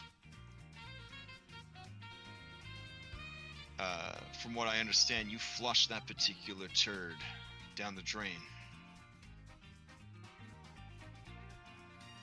But for some reason, you let his little lady friend go, which was a weird flex. But she is quite a piece, quite a lovely lass.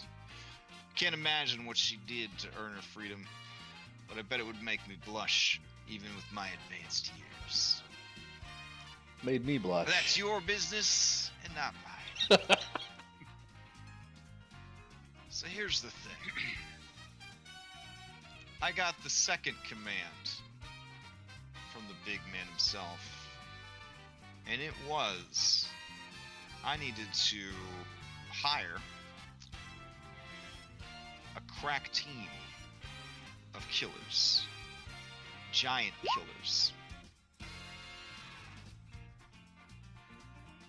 and they had to drop a hit thousands of miles from here. Makes sense. Like, how could you possibly track the assassins across 2,000-3,000 miles through a number of different shell companies, different people hiring? You could even ask the gods themselves, who did this? And they'll tell you who did it, but who did it to tell them to do it, and so on and so forth up the chain. Gotta say, the boss is very smart. Genius. But I guess we goofed up somehow, because apparently the leader of that particular group that I met with was not as discreet as I thought, keeping one of these goddamn chips on him. Probably figured it was good luck, right? Adventure's always going for that kind of bullshit. So yeah, I was hired to put into effect the assassination of some lady giant. But it went further than that. The lady giant was just bait. Apparently her husband was the target. When he came calling, that's when he was taken out. He's not dead. He's in sort of a deep sleep, magically induced. They got him strapped into the hold of a ship. The ship is enchanted against divination, and it floats in the middle of the tempest, far out at sea. Well, what do you know? Yep, he called it. I mean, out of Yeah. character. Now that you know about it, you should be able to find it. You'll need a ship, and you better be quick, because, and as he's talking, you see like blood begin pouring from his nose, and he kind of dabs at it, because, and then you see like tears of blood start running down his face. I don't got much lesser restoration on him. And he kind of looks at you with his eyes wide, and he's like, I hope it helps. And he falls over dead. Do I revive him? If you want to cast Revivify, you certainly can. The clock's ticking, though. I cast Gentle Repose on... No, I don't have it prepared. Do I revive him? He's Closing already. on the I'm 1 looking minute at the mark. rest of you guys. Your call, Marcus. What? I don't know what's killing him. Ah, shit. OOC, just saying. The lady did say she kind of wanted him dead anyway. So, I mean, Yeah. look, I we mean, didn't even have to get our hands dirty. All right. In your medical opinion, this man just had a spontaneous aneurysm.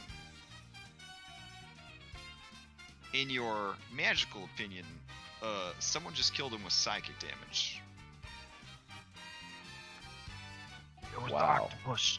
He just bleeds out all over the red felt of the table.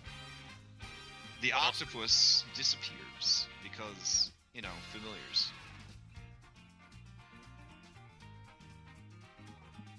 All right. Well, He was better under be a more Gia than one. spell, No, I think we're I good. think. We gotta go, guys. We know our next objective. We know where to go next. That's what we need.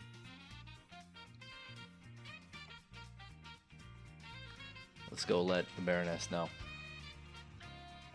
Crash, did Dryland die with his eyes open or closed?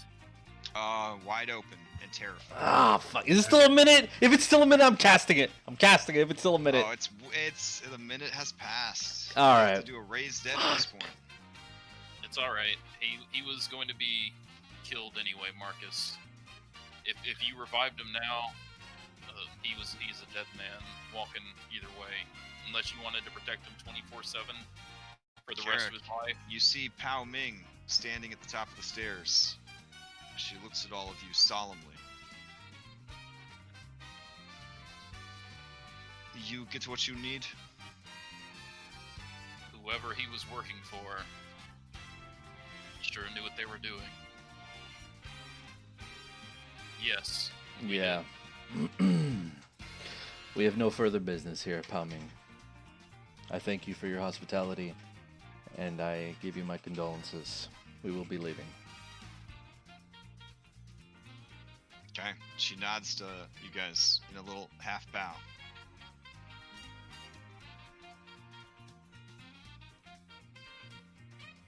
Ice kind of leans into you guys and is like, do you think it would be rude to take like a drink to go, or yeah, we'll just get you a drink at a tavern. Let's just go. Okay.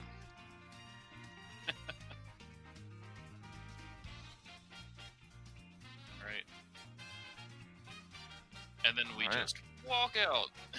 Yeah. Yeah, I sending Salem. I'm like, let's go. Tell Lars. Yep. Are we done? Yep. Oh, okay.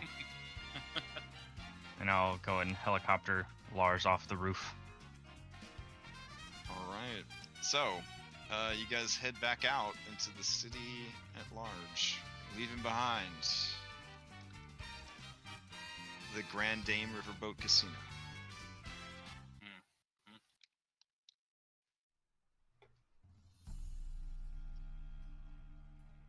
I know that really Alright. bothered you, Marcus, but I don't think there was anything we could really do in the long run. Reviving him would have probably just Would been have been a waste of temporary. resources. You're right. He would have been just living his life in fear of what would come eventually.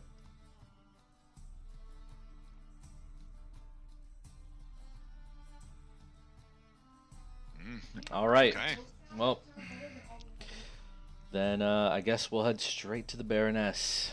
And Okay.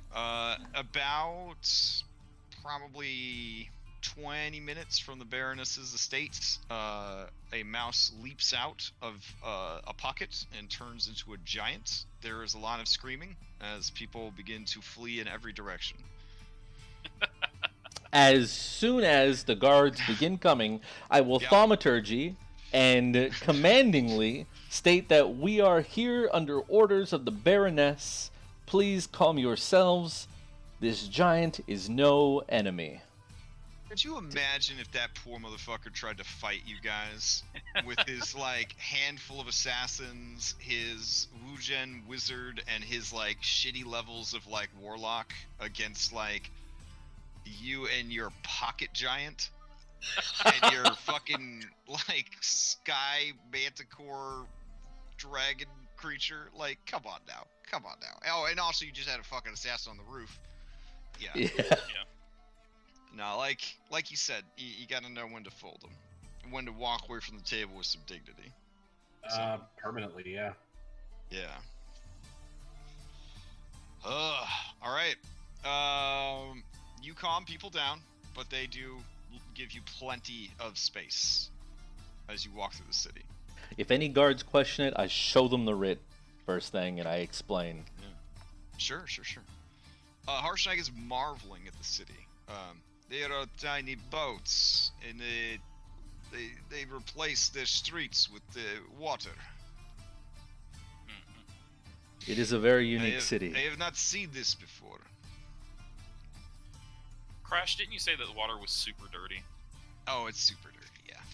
Yeah, it's a good thing. But I mean, it's still cool looking, you know? Yeah.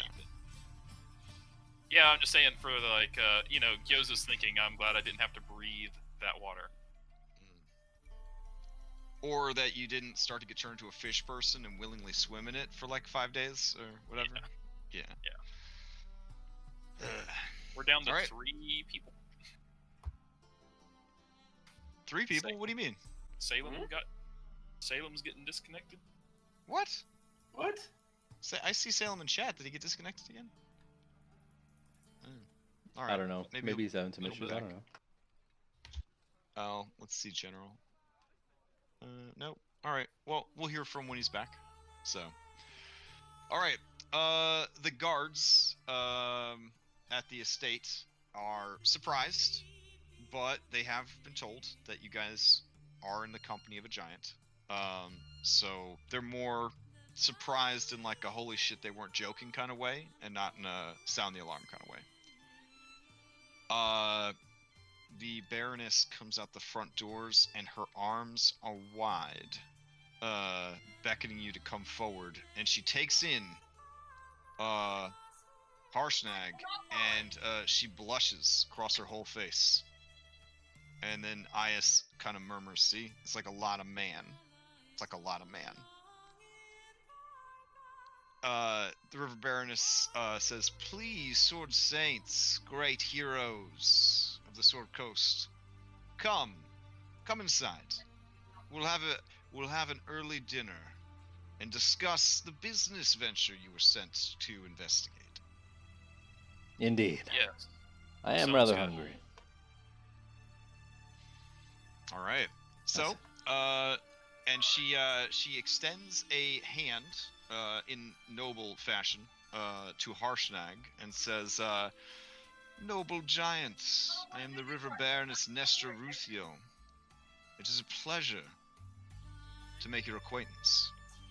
And he kneels down and he pinches her little hand between two fingers, and he says, the pleasure is all mine.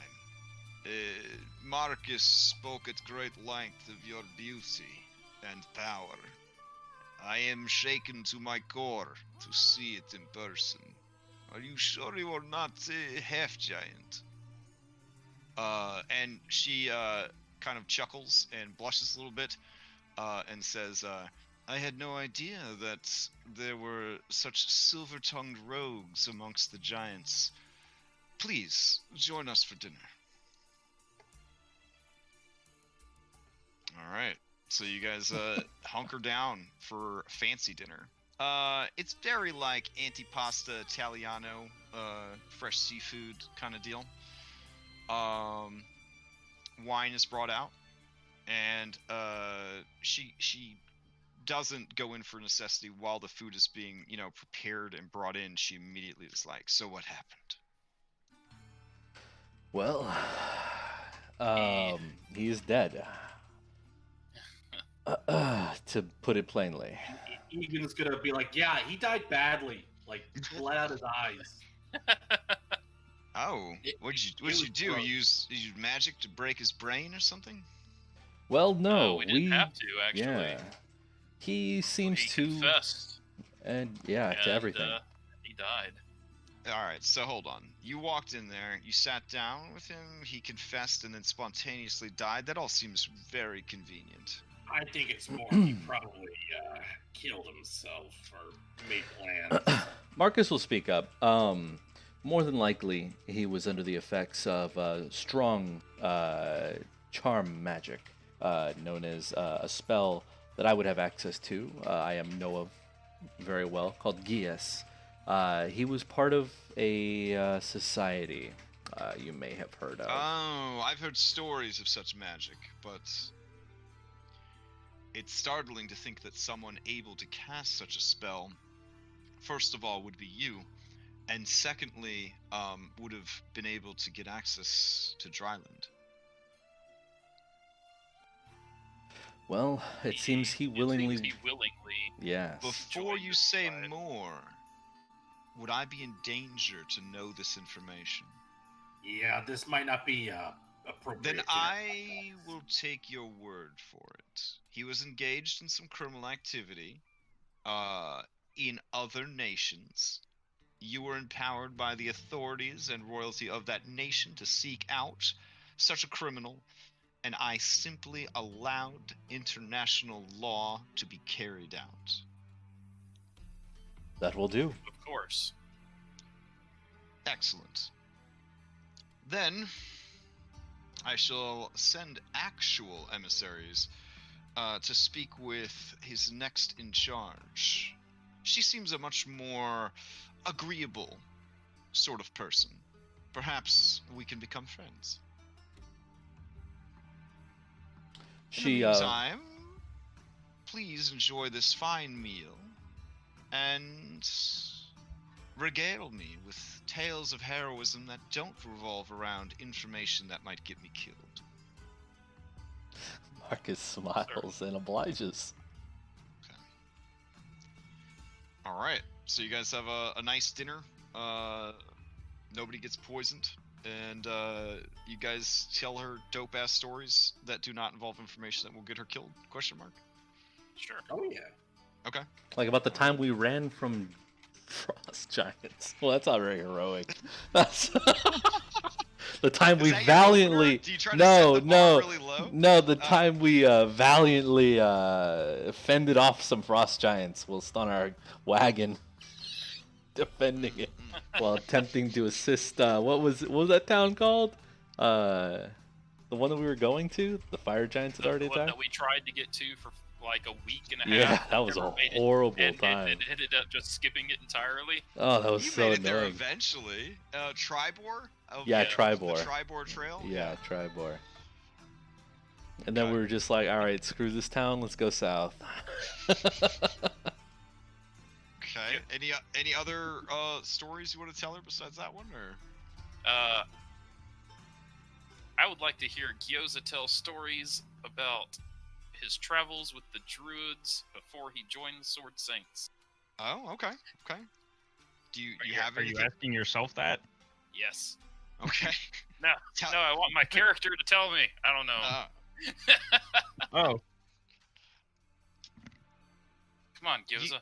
Do you mean Tells a like when story. you were a little baby druid and you stumbled upon the Cragmaw Goblin Cave and got embroiled in before events that? Oh, No. even before that. Level Oh, okay. level 1 druid adventures.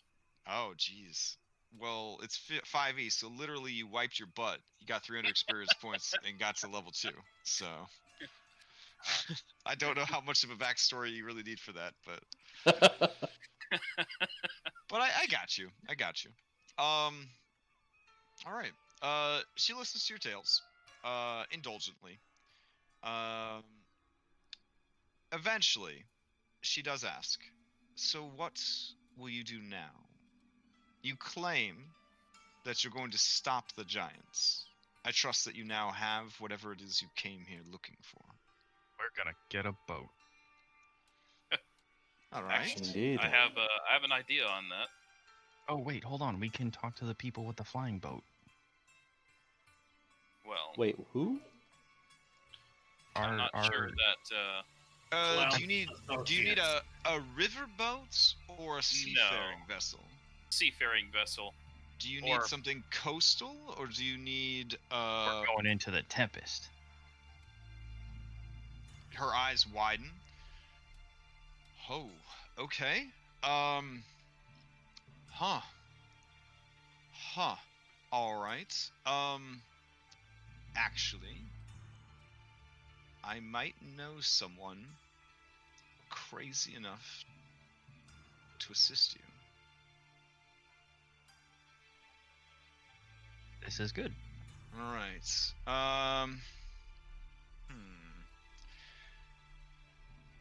Normally, he likes to work out of Waterdeep, but this time of year, he frequents Neverwinter more often than not. I could reach out to him, tell him that he owes me a favor. His name is Zaldar Flotion. He is a wizard, in a way. His ship is the Kelpie's Kiss. He employs many Fae as crew, and he is absolutely crazy. But he is obsessed with that ship, and has made sure to protect it with as many enchantments and runes of warding as he can afford. There's a ship that could go into the Tempest. That's the first one that comes to mind. I like it. How's everyone else feel? I like it. I might be able to offer him even more to. No. No. I mean, But completely Offering free of things charge. towards Free of charity. charge. here's the thing: if you would prefer to go with someone you know or someone from your own organization, she kind of like lets her gaze travel across all of you guys. I understand. Know that what happened before is in the past. I know that you did a great service for the city, and were a little disruptive in the process. The city has healed. The city will move on. You have removed a tumor, not just from the city, but from my own political career. I was in danger of losing the election this season, and my seat of power. You have secured that for me, and I am grateful. But with the arrangement of this vessel, certainly not indebted. Does that sound fair? That would sound magnificent. Sounds very fair. Marcus, you need to stop offering up all our stuff before No, people not ask to for her, it. not to her. Like, I'm thinking of just offering to hallow Sword his boat. Saints, about how much time would Zaldar need before you could be in Neverwinter? I take it to mean that if you're trying to stop the giants who are marauding across the Sword Coast, at least they were. I know that they're in a real bad way up in the Silver Marches. Sucks for them, I guess. And I know that the people of Icewind Dale are absolutely decimated. But fortunately for us, some local heroes, and she smiles broadly, took care of the hill giant situation south of us, and we seem to be on the mend. Technically, we could be there tomorrow if we wanted to. I would think that if we travel from the King's Court again, maybe Harshnag could go there directly, but the rest of us could go back to get the Hellkites.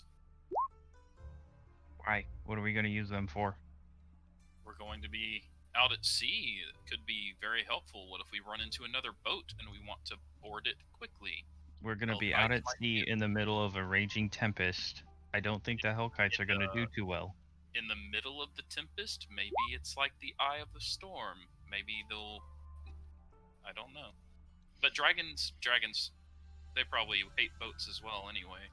My understanding of the Tempest, sorry to eavesdrop on your conversation, but my understanding of the Tempest, as, a river baroness who, ships, I have to know a little bit about them, is that you just avoid it or you're destroyed.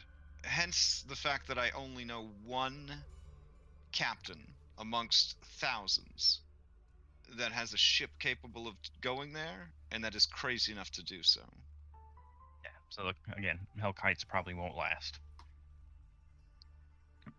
I don't know what a Hellkite is, but I know what a kite is. Like And a tiny dragon. if it involves flying, I'm pretty sure the winds will destroy it.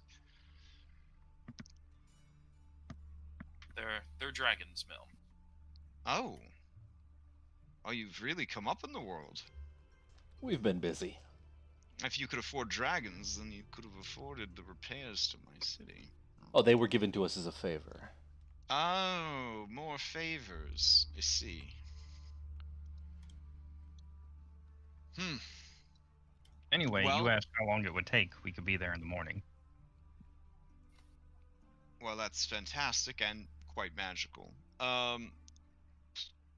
Why don't I have my people contact him and tell him he has 3 days to get ready to set sail? That would be wonderful. Thank you. All right. What about this Delphine person in Klaus' magic ship? Shh. Salem. Carrick's gonna sort of kick him under the table like. All right. You guys are welcome to stay in the guest quarters of her estate. Else she will cover a night's stay at one of the local inns, but not the fanciest inn, because there is that lantern light. She's not going to cover lantern light. Who's Delphine? Dragon cultist. Oh, that's right. Cloth follower. Yeah, cloth follower. Yeah.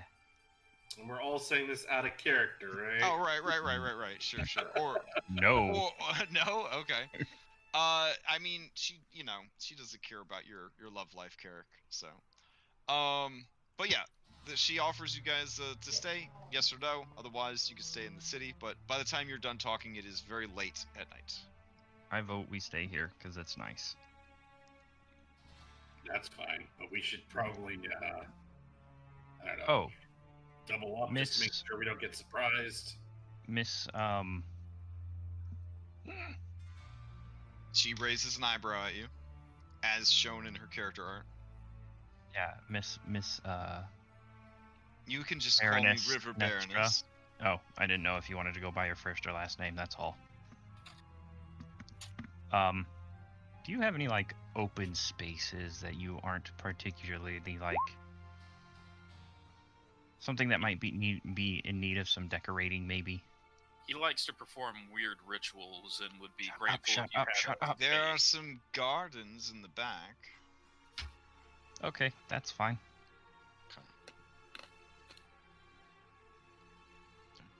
Harshnag kind of clears his throat and says, I am probably too big for your guest quarters.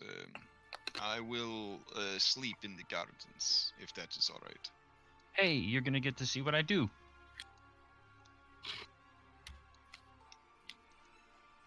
All right. She watches Harshnag go. She's like appraising, but then decides, no, that probably would be crazy.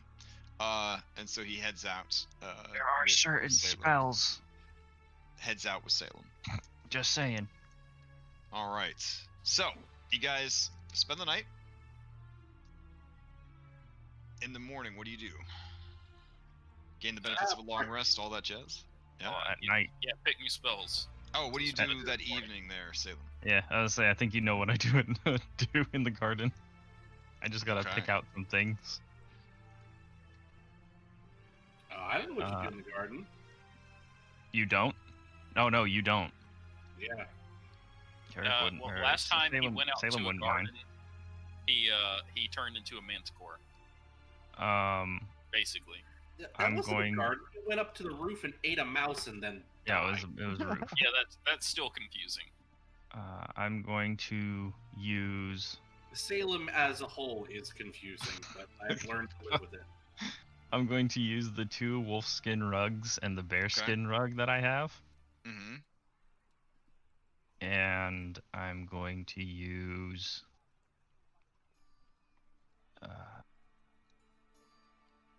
My last green dragon scale.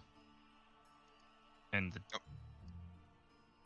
And the Are perfect. you making like a small shrine or something? Yeah, I'm making a Okay. relatively well. I mean, with the 3 rugs, that's probably a relatively large shrine. Okay. Yeah, All right. those Well, 4 things. Question. When you don't really sleep, right? Or do Right you now, kind- right now I do. kind of Yeah. sleep? Okay. When you wake, you are surrounded by snakes and cats. They are peaceably coiled and curled up around you and the fluffy blankets of the shrine. You awaken to a rumbly voice that says, "You are very strange." Yes. I feel like I forget a lot of things. Question, Crash. Sure. Water walk. Mm-hmm. What happens? It says that the ground becomes. Oh, never mind. Harmless salt. Never mind. My question was answered myself. Okay. All right. So you awaken. You have a light breakfast, and are bid adieu. I leave the shrine there. Okay. I ritual cast water breathing on everyone All right, just in case. Morning routine. and give everyone a good berry. And everyone gets a good berry. Fair enough. We should ask the River Baroness how quickly she can contact this guy. She already said. She already did it. We've Yeah, got she 3 said- days. She said she'd give you guys 3 days because you said Oh, you could be okay. there in 1 day, but that's not really fair to the guy. So Gotcha. just give him 3 days.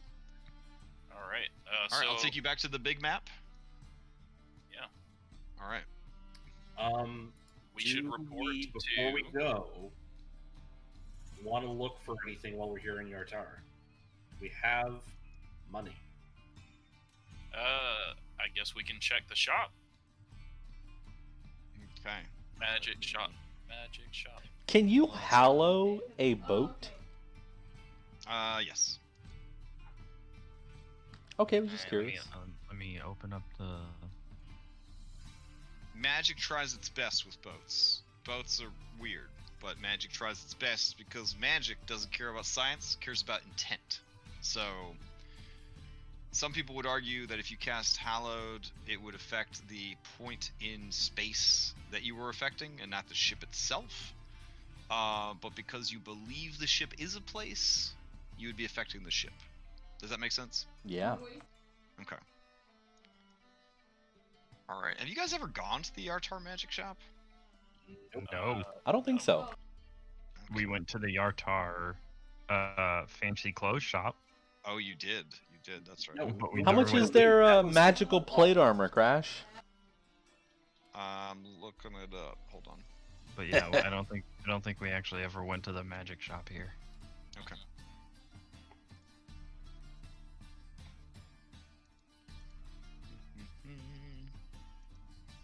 Excuse me. Hey, let's divvy up some that money now, since we got it. Do it. Since we didn't need to spend it, yeah. Yeah, let's I divvy. mean, do we really want to divvy it up, or we could just spend it from where it is? Yes. How about this? We can leave all those items in there as the money for the group. Can I get magical armor? The problem You with have magical armor. Well, He magical doesn't have any shield. armor. Got smushed. no, we got him a regular suit of Yeah, plate. we bought a plate suit for me again. on Um, Silvery Moon. Do we? How about we liquidate the stuff and then we'll split? Okay. However we want to do it. Carrick says he doesn't care. Are we just gonna split it with those of us here for now? No, we got to. That's not No, what the 6 that's not total. what the agreement is. Yeah, we got to split it 6 ways. So we'll leave the money in the group and we'll split the liquidated Items. items. All right. So let me pull out a calculator.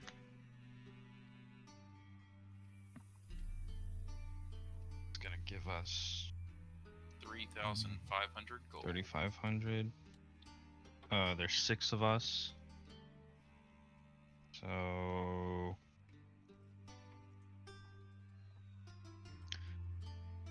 What are we gonna do about the Hellkites? we'll do. You can do a We're sitting. Silver Moon being cared for now. Alright.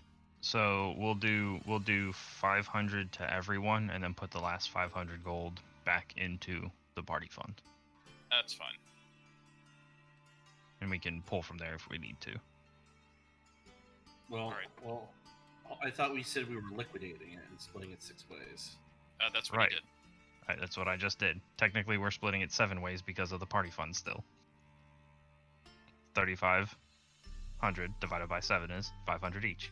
Okay. Well, I just didn't know what the exact split was because we were leaving some other stuff in there. So Yeah, we're leaving the platinum alone.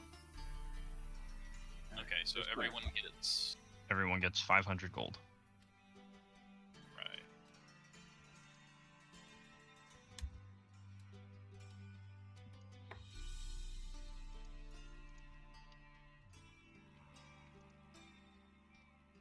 So 500 gold, and then how much goes to the party fund? 500. Huh.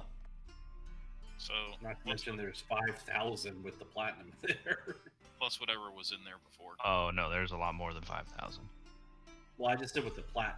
I mean, there's going to be more than that in the party fund. There's 6,090 for alone with just the platinum. All right, I'm gonna post over into Treasure Channel the Yartar magic item shop. Yeah, Yartar, Yartar.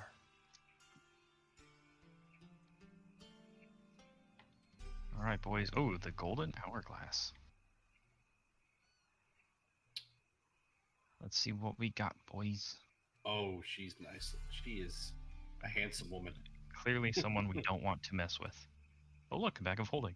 It says the Another blade bag of is holding. intel. Brooch of shielding. That's not bad. Another ring of warmth. How much does their ring of warmth sell for? I'm curious. Looks like it's 1,000 gold. The best you could hope for on resale would be half of the retail. Rod of rulers. Unless you Yeah. retired from adventuring and became a merchant. So, because in my D&D, merchants have their own character class that has abilities around ripping people off and overcharging for items. A whole bunch of. It's very Skyrim in that way. Very Elder Scrolls. So There's another scroll of holy weapon. I could use that. Wand of the War Mage +1. Meh. That For, I thought that mean, might be a good thing for Marcus. I don't know. He likes his wands. A lot of Wait, things. no more as far wands as for Marcus. saves, It only. Hey! You get one cursed wand, and then you just take shit the rest of the time. That's not fair. I think it is with the amount of times he's almost killed me with that same wand. Doesn't count. I wasn't there. True. Scroll of holy weapon. You said? Yeah.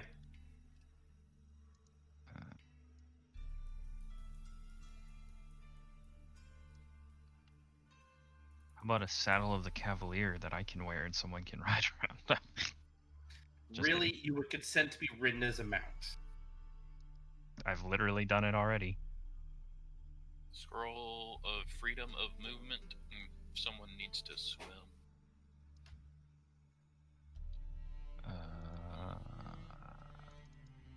Oh wow, that would I don't- actually. I don't really think freedom of crack you movement up. I really actually- affects swim While in a speed. saddle on a mount, you can't be dismounted against your will if you're conscious, and attack rolls against the mount have disadvantage. Yeah, but at that point I would be like, I'm no longer a player, I'm a mount. Mah. Brooch of shielding. Oh no, never mind. We don't want Brooch of shielding. It's way too expensive. I can already cast freedom of movement. Iron Stone of Awareness? Never mind. Well, for starters, we definitely want that potion of greater healing. Yes? Can't have too many potions. And I'm actually going to say Salem would like that potion of greater healing, considering the amount of times I rip my very life to heal people. Well, I mean, why don't you take the potion of superior healing?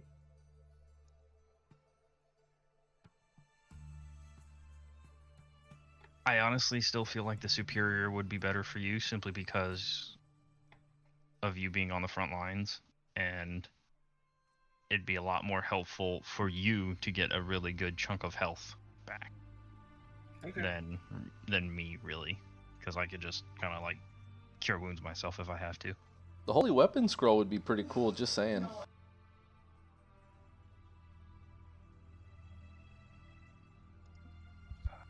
Okay.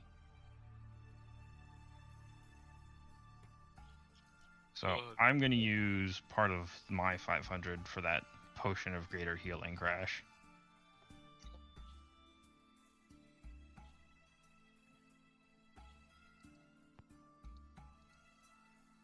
So I'll mark off the potion of greater healing.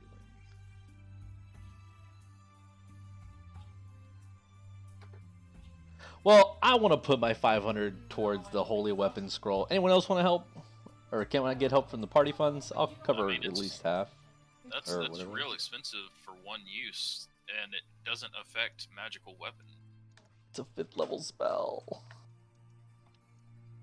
Oh wait, if it isn't already. Oh wow, I never knew. No. It does affect a magical weapon. It just says if it's not already a magic weapon, it becomes one.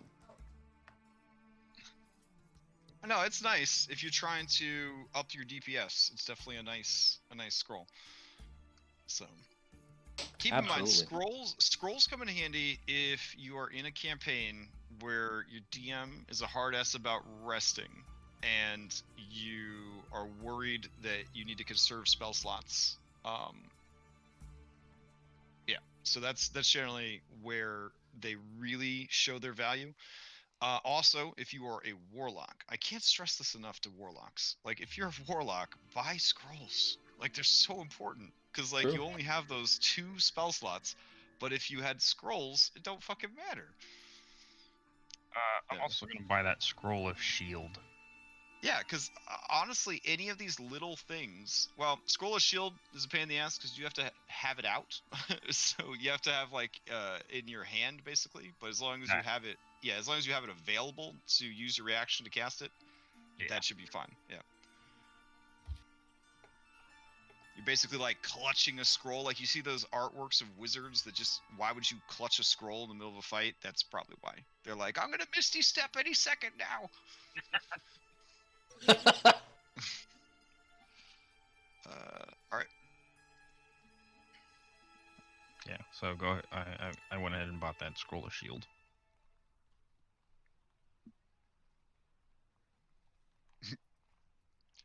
All right, no holy weapon scroll then.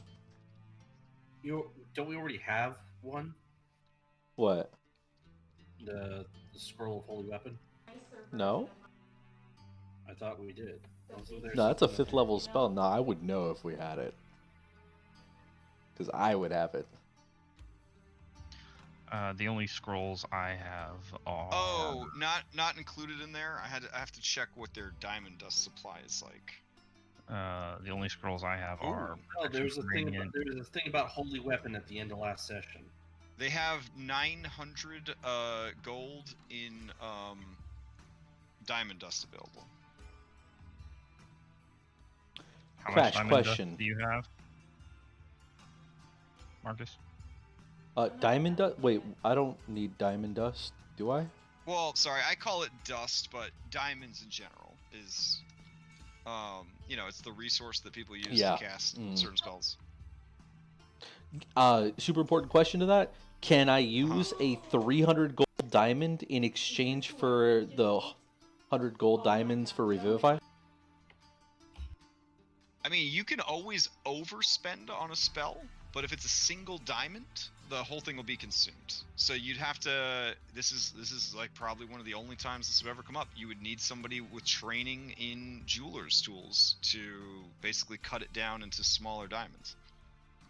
So they're not interchangeable then, because one does say diamonds and then one says a diamond. You can take 3 100 GP diamonds and use it for a 300 GP diamond, but you couldn't have a 300 GP diamond, cast it on a 100 GP diamond spell, and then magically be left with 200 GP diamond instead. It wouldn't reduce the value by 100. It would just consume the whole diamond.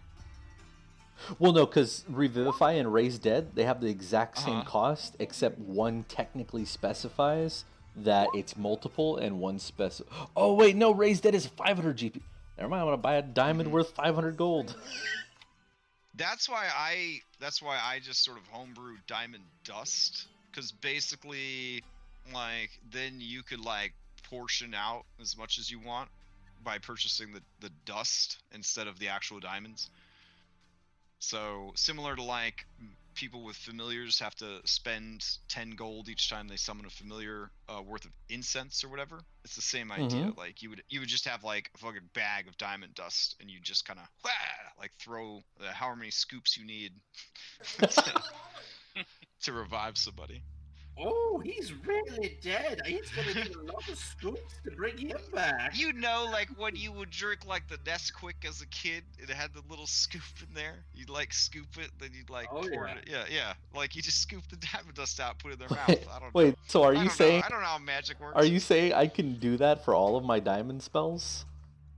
If you would like, they're in any large city that has a magic item broker. The broker is trained to essentially grind down diamonds, so they could turn your diamonds into diamond dust. Does that cost? It is a service they provide to paying customers. Well, so as long as you buy, and you bought a 500 GP potion, so you are technically customers. I'll be buying a 500 gold diamonds worth of dust, basically. Because honestly, what they'll do is they'll take the diamonds and they'll just give you the equivalent amount. They won't like grind it right in front of you. It's not like one of those super fancy grocery stores where they grind the coffee beans for you, like by hand in front of you. They'll just be like, "Oh, I appraised this at 500. Here's 500 diamond dust." Yeah. So what I'm gonna do is basically, I'm gonna give them the 500 gold for a 500 gold diamond, right? And I'm gonna ask to exchange my current diamonds for equivalent diamond dust, if that can be used for Revivify. If you're okay with that. Yes, you can convert any diamonds you have right now into diamond dust if you would like. Absolutely. Then, yeah, I dropped the 500 on getting 500 gold worth of diamonds, and I have that exchange, and I will just convert that in my inventory.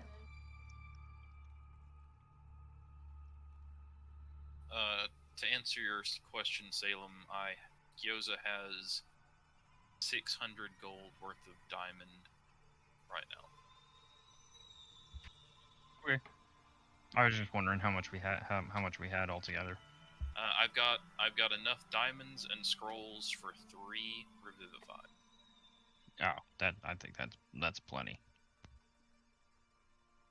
Marcus, are you still hankering for that scroll of holy weapon, or not so much now? Yes. I mean, I would love it, but I just spent my money on the diamonds. Okay, well, I was asking because you were like fixated on diamonds. Oh yeah, it's already done. Honestly, Says the zealot barbarian who doesn't need diamonds to come back. Other people want to live too, okay? So diamonds are pretty important to them. I'm not knocking the diamonds. I'm just wanting to make sure that I'm not being, a gold coin hoarder. Oh, fair enough. How much does that much diamond dust weigh? I'm curious. I don't think diamond dust would weigh all that much, honestly, because a diamond could be very small and be worth a lot of money. Like, in the real world, like, a diamond the size of a baseball is, what, like $1 million or something. So, like... True. Yeah. Fair. Okay. Yeah. Honestly, I feel like having Scroll of Holy Weapon might not be a bad thing to have. I feel like that might be a good way to spend party money. That gives me a lot of RP flavoring for my spells now.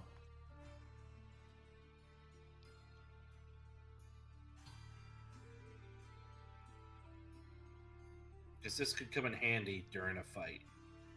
And we're all going to go up against nastier shit as we go. The Musaif Red Diamond. That's very expensive for an extra 58 radiant damage. The Musaif Red Diamond weighs 5.11 carats and is worth up to $8 million. Yeah, exactly. I don't know how RNG you want to play it, but Neverwinter is the second largest city on the Sword Coast.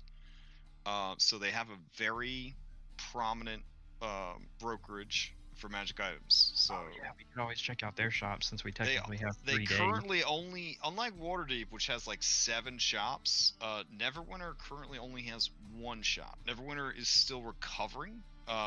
They are always dealing with shit. They are like the epicenter of quests. Like, it is ridiculous.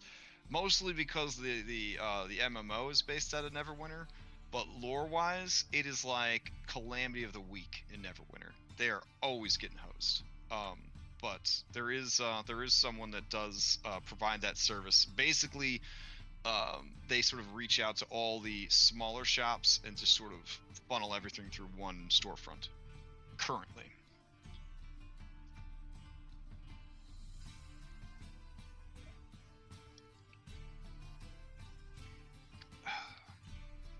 We don't have to do it. I'm just saying it would be a good thing to have, and anything that'll give us an edge in battle is an up.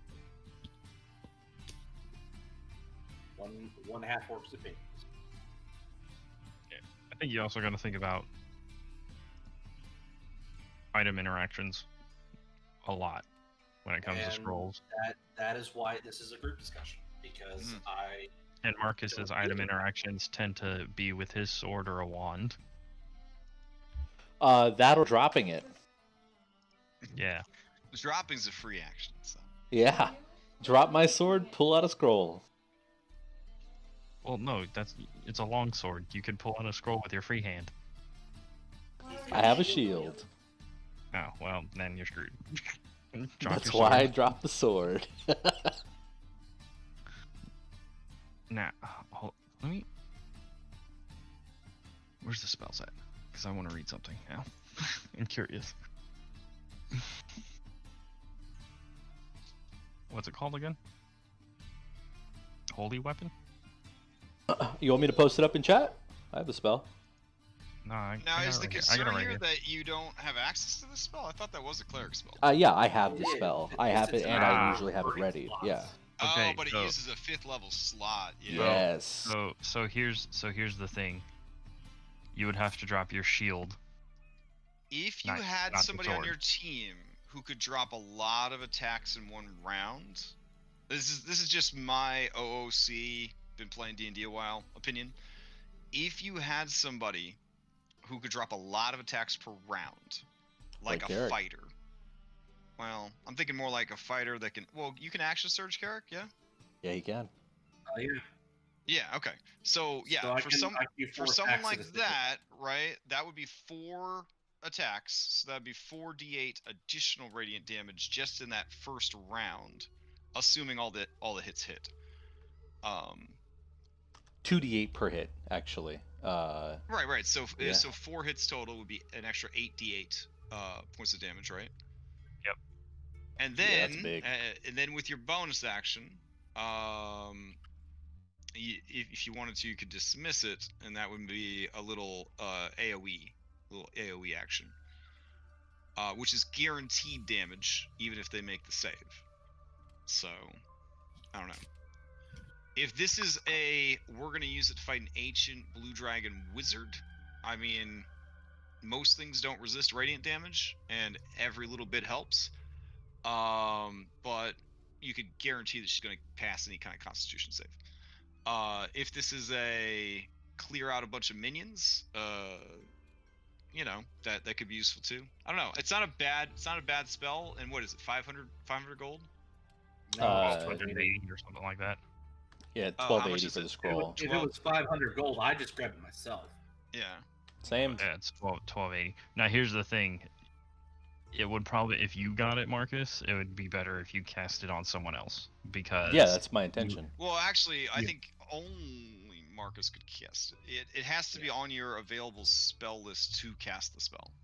right. Yeah. But also, But He- here's the he other wouldn't be able- thing: he wouldn't be it's able to drop his- also concentration up to an hour. So it's definitely we know we're going into a big fight, and this is like, unlike I cast Bless before the fight starts, which is kind of dumb because if you guys get stuck in like monologuing or trash talking before the match, you burn through your Bless spell. This lasts for a whole hour, so it is a pretty powerful buff. That being said, it does, even if you cast off a scroll, use up your concentration. So you won't be able Yep. to concentrate on something Yeah. else, like Spirit Guardians or something like that. So, which someone would argue, the Spirit Guardians is going to give you more damage output than Holy Weapon, and give you crowd control. Arguably, and I can yeah. also cast it. I can also cast it on someone. Hmm. For the time being. Can you Um, cast Holy Weapon? Yeah, because I'm a celestial. Oh, Divine Soul Sorcerer? Divine Soul. Yeah, I have access to all the cleric spells. Can you Yeah, can Divine you Soul extend it? Sorcerer is fantastic. Are you able Can I to what? range it? Like make it from touch to 30 feet? No, because you have to. It has to have an actual distance for it to be doubled. Or no, I would have to have a isn't there familiar. isn't there a caveat that it's in that the extended spell or whatever that is, the distance spell, No. that if it's a range of touch, then it can go up to 30 feet, I thought.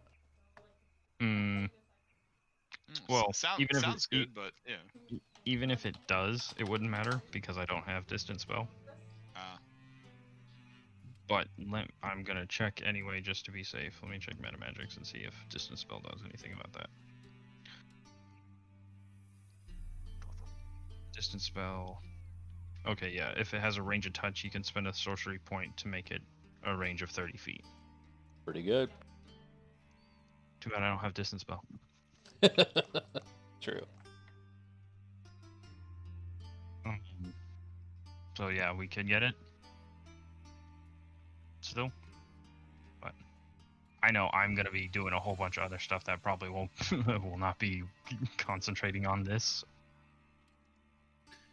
Well, then that sounds like that's a fundamental disadvantage. It'd be because There's gonna be better if I things- have if I have something better I can do, I'm probably gonna do that.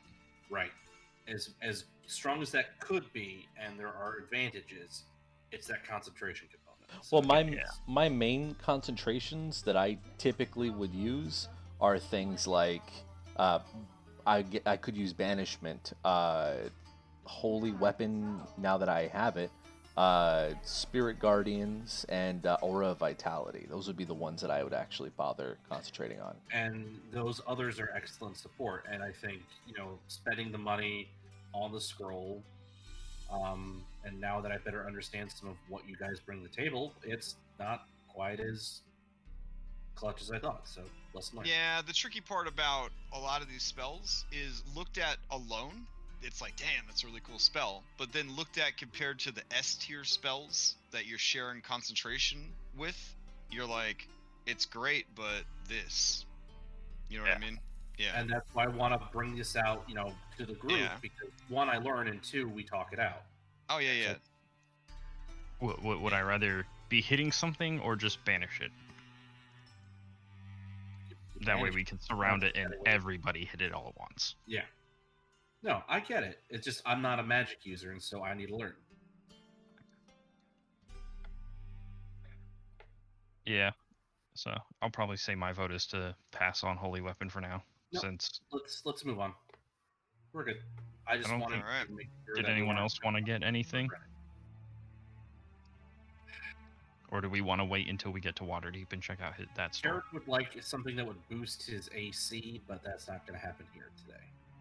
Alright, it might happen in Waterdeep though. Let's go check it out. It Or could. Neverwinter. Are you planning to go to Or Waterdeep to Never- also, yeah. or are you just No, gonna I'm go sorry. To... No, we're Neverwinter. going to Neverwinter. Neverwinter. Okay. We're just My bad. we're Wherever it fine. is we're supposed to be headed, that's where we're going. All right. Let's see. Did I keep Neverwinter or did I archive it? Also, how do you plan to get there? Are you gonna do the whole blow the conch, go back to Oh, heck yeah, that's the fastest way. go back to base camp, and then Because Okay. here's the thing, Well, and we say can you were making inform progress. we can inform Yeah. we can update Sarissa. oh yeah, true. Okay. Oh, I do have the Neverwinter map. That's good.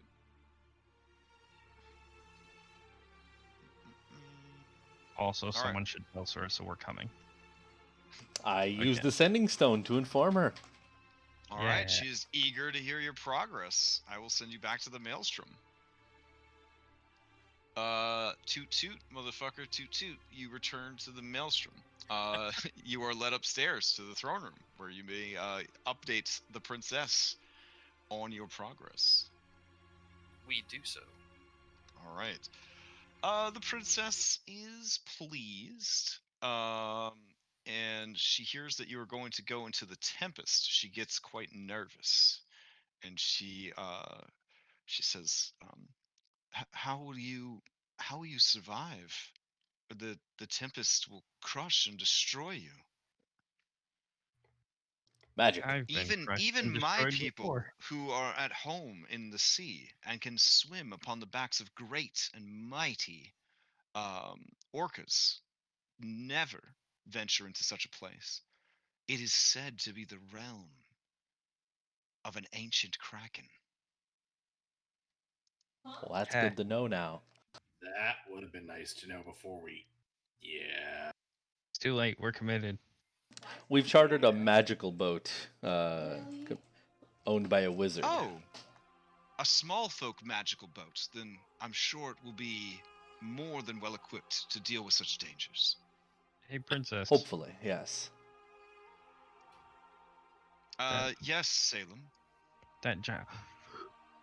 First off, I'm honored you remembered my name. Secondly, You are an interesting and unusual creature.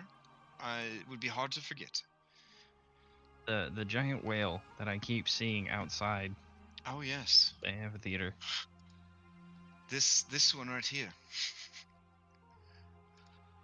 Yeah, that one right there. How Or- big would you say it is? Or did you mean this one? Which one? That one? No, the other one. Oh. The derpy one.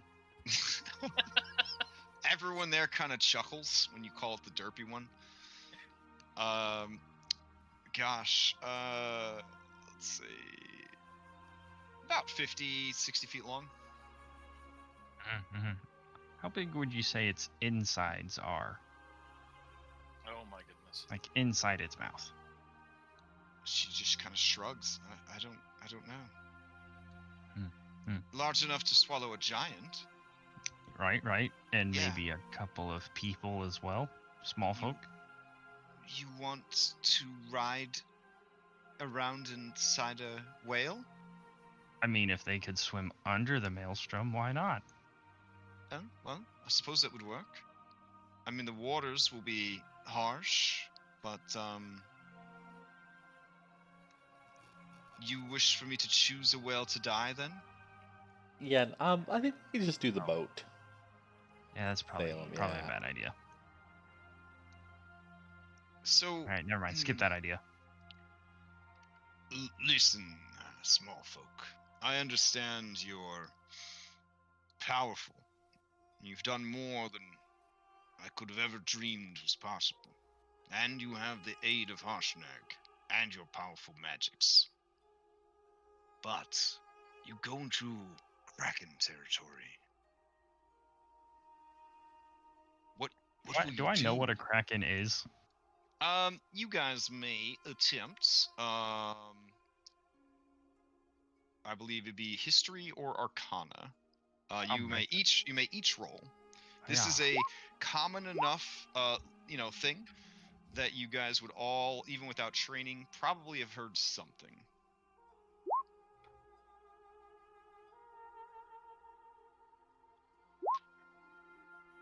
What you busting out? Oh, jeez. Egan, 3. Egan don't know what no kraken is. Characterman land. What's a kraken? We're a kraken. Harshnag also got a 3, Egan. Don't feel too bad. Harshnag doesn't know what a kraken is. Carrick rolled a 12. Okay, so Carrick, Egan, and Harshnag, you guys are kind of sitting there, and Harshnag, first of all, is like, I'm going to sit on my own bench. I don't know what the Kraken is, but I know about cracking some jokes. And he kind of reads the room, Hey. and you see Helen Hill just look away, like, I'm so embarrassed. Why do I know this man? What's with that guy? Dear God. I will minor illusion a kraken, a miniature kraken in the little Oh. pool. What do you imagine a Kraken looks like? Because every Kraken actually looks different. Well, I rolled a 24. Okay. So For history. Okay. No, for arcana. For Arcana, okay. So you wouldn't particularly know any individual Krakens. Krakens all share a similar look in that they are horrifying to behold. Yep. So I'm HP going to- Lovecraftian horrors. So it's gonna have like lower body of like a giant squid. Okay. And then it's gonna turn upper body into like Oh, a I shark, think I've like got a you shark covered. body. Like that? Oh yeah, okay, that works. No. Sorry. So It was upper close, body, that was close, upper body 'cause- of a shark, lower body of a squid. Yeah, it's got like arms of a giant. We'll say a storm giant. Like Yeah, there we this? go. There we go. We're getting there. Okay. And then Marcus's Beautiful. face when he was a Fomorian. Oh God. Okay. Braxow, he kind of turns away and is like, as he witnesses this horror. That's a kraken, Okay. but bigger. Uther looks a little disturbed and he says, more or less, yeah. Salem, you know that kraken are ancient, terrible aquatic beings that are said to have the power of basically like a living deity. Most are powerful enough to be warlock patrons all by themselves. They possess super genius level intelligence, the ability to make, I don't know, 10 to 20 attacks per round, and are Wow. often possessed of spellcasting levels anywhere between 12 and 20. Finally, an equal. The smallest kraken on record is gargantuan. Most kraken are larger than the average ship. This will be an amazing event, everyone. Actually, we could the most probably basic bitch of kraken are legendary creatures, and they are strong enough to possess layer actions and regional effects. So they can actually change the area around them. Popular effects include permanent storms, permanent whirlpools, unlimited supply of water elementals. All aquatic creatures instantly charmed when they enter the territory of a kraken. Salem's just rattling all of this off. What else? They have absolute control over the weather in their area. They are masters of electrical magic, lightning magic. They can electrically charge the water around them. Let's see. They are virtual gods with cults and minions spread across sea and land. Many are allied with powerful deities like Olhydra, the evil princess of all water elementals. Let's see. Oh, and in Forgotten Realms, I guess Umberlee, the bitch queen of the sea. Let's see. They can cause the water around them to become dark, as if by magical darkness. They take great pride in magically augmenting their bodies. It is said that they start out as adorable little octopuses, but by the end, they are something unrecognizable. Yeah, see? So I had it right. Yeah. In the beginning, the Kraken were the war machines of the primordial gods, but they became too powerful to control. The primordial gods did not have enough gym badges to control them, and they broke free, killing their masters and devouring them. They are primeval forces of obliteration. Guys, we might be in a little over our heads. Nah, we got this. No, this sounds fine. We go to the ship, we get the king, and then we'll leave. See? Yeah, worst case scenario, we blow the horn and we leave the ship of crazy people behind to fend for themselves. That's the worst case scenario. Saving the king is the number one priority. I mean, why don't we just do that? Why don't we get there, save the king, and good to go? And then... Well, if we were honorable, and we should be, he gives everybody a stern look, we will find the ship, board the ship, and immediately tell the ship that took us there to leave. Yeah, that's true. I mean, we may not even run into a kraken. It could just be a really bad magical storm. Hey, In my you know, experience Mike, as fucking is say that. yeah, We will run into a kraken. I mean, Thank you. seriously. You know, that yes, and we just- grandfather. Yes. we just found out that Dryland was in the Order of the Kraken, and they take it out here. Aya snaps her fingers and she goes, "Oh, whoa, whoa, whoa! Salem, do they have psionic abilities?" Salem, they do have psionic abilities. Yeah. Ah, the Kraken killed him. Hmm. Yeah. and it Whoa, whoa, matters- whoa, whoa, whoa, whoa, whoa, whoa, wait, wait, wait, wait, wait, wait, wait. The Kraken killed him from 3,000 miles away. I said this. through- He used a Gia spell Through the magical octopus that was sitting on his head the whole time. Hmm. via a Gia spell. They here because we don't know whose familiar that was. Just because it was sitting on his shoulder doesn't mean it was his familiar. Oh man, that is a bad deal. He said he got into a bad deal when he was younger, but that is a bad deal. I bet Yeah, you it's probably the anything, like, worst he got trade into deal a- in the history of trade You had a choice deals. between making a shit deal and being eaten by a kraken. But I You're gonna mean, he make was the shit pretty. deal. He was pretty old for a human. I mean, he wasn't like Carrick old, but he was pretty old for a human. And apparently, he was living pretty high on the hog. So honestly, did he have a bad run? I don't know. So, Hey, Carrick, how old are you? Salem, you Doesn't can't matter. ask people that. Yeah. What? Oh, Salem's what, like 2? I'm like 4. Carrick, just take the elf route and be like, the years are so plentiful that I stopped keeping track. Ugh, that makes you sound just like a dinosaur. Hey, how about this round? None of your business. On to the next thing. Mm. That just makes it dude. sound like you're in denial. Do the storm giants Yeah. have any? Surely the storm giants have some way of dealing with kraken.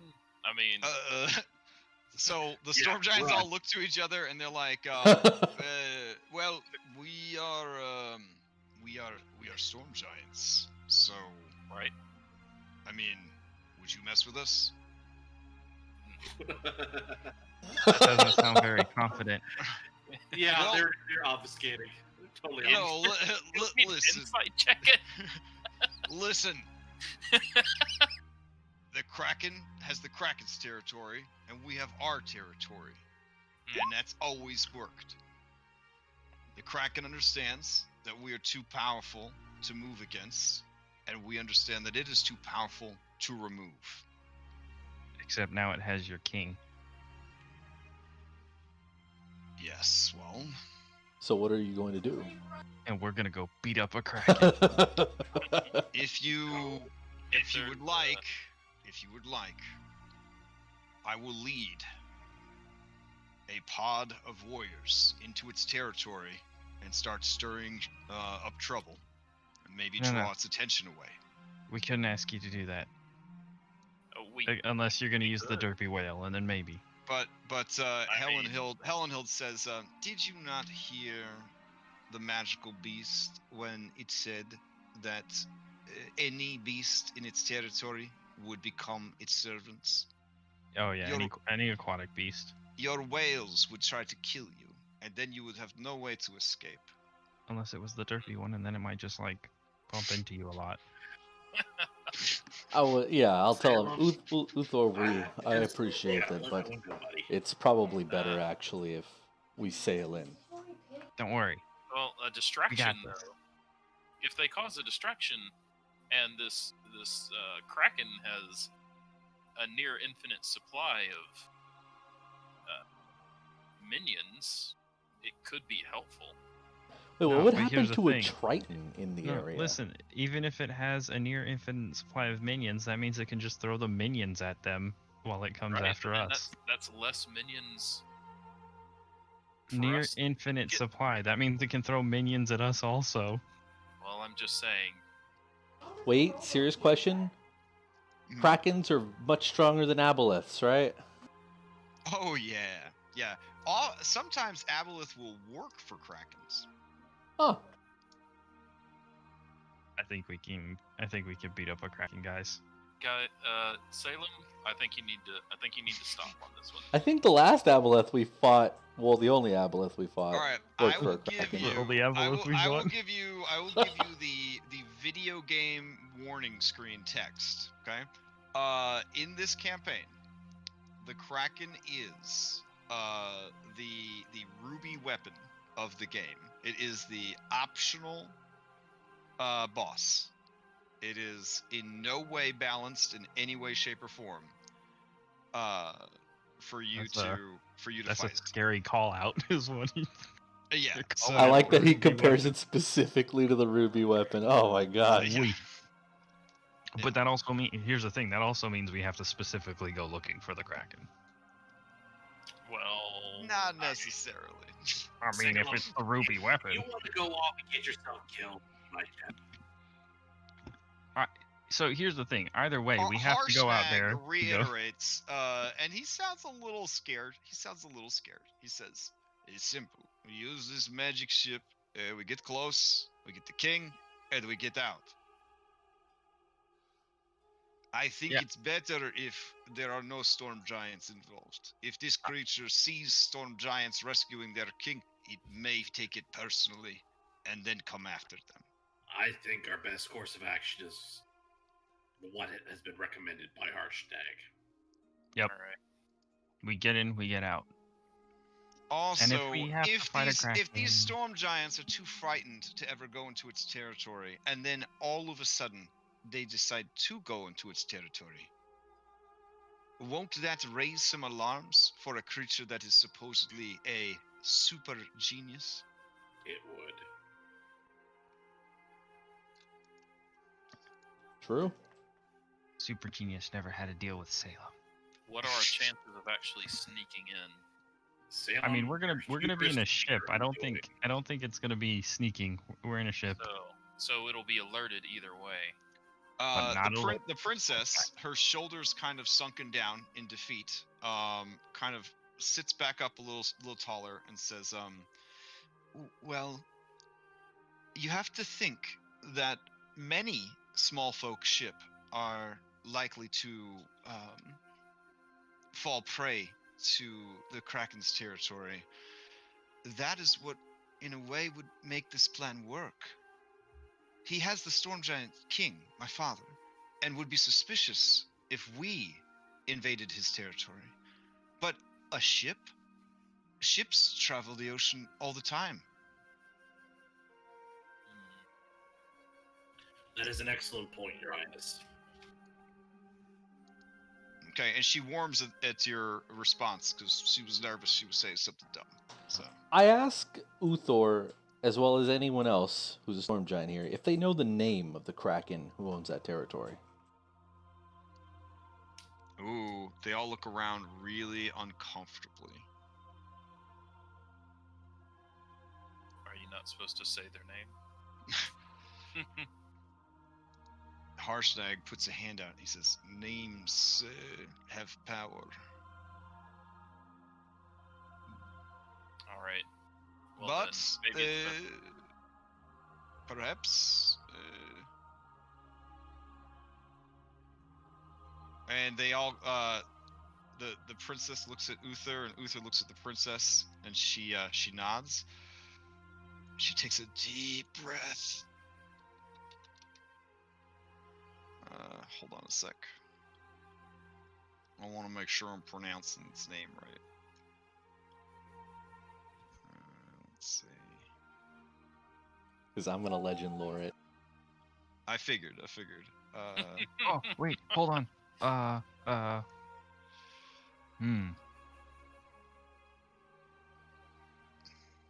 right. She whispers the words. Slarkarethel. God bless you. I'm sorry, what was it? All right. And Ias whispers to you. She said, Slarkarethel. Okay. What, though? Slarkrethel? Question mark? Speak. Slarkrethel.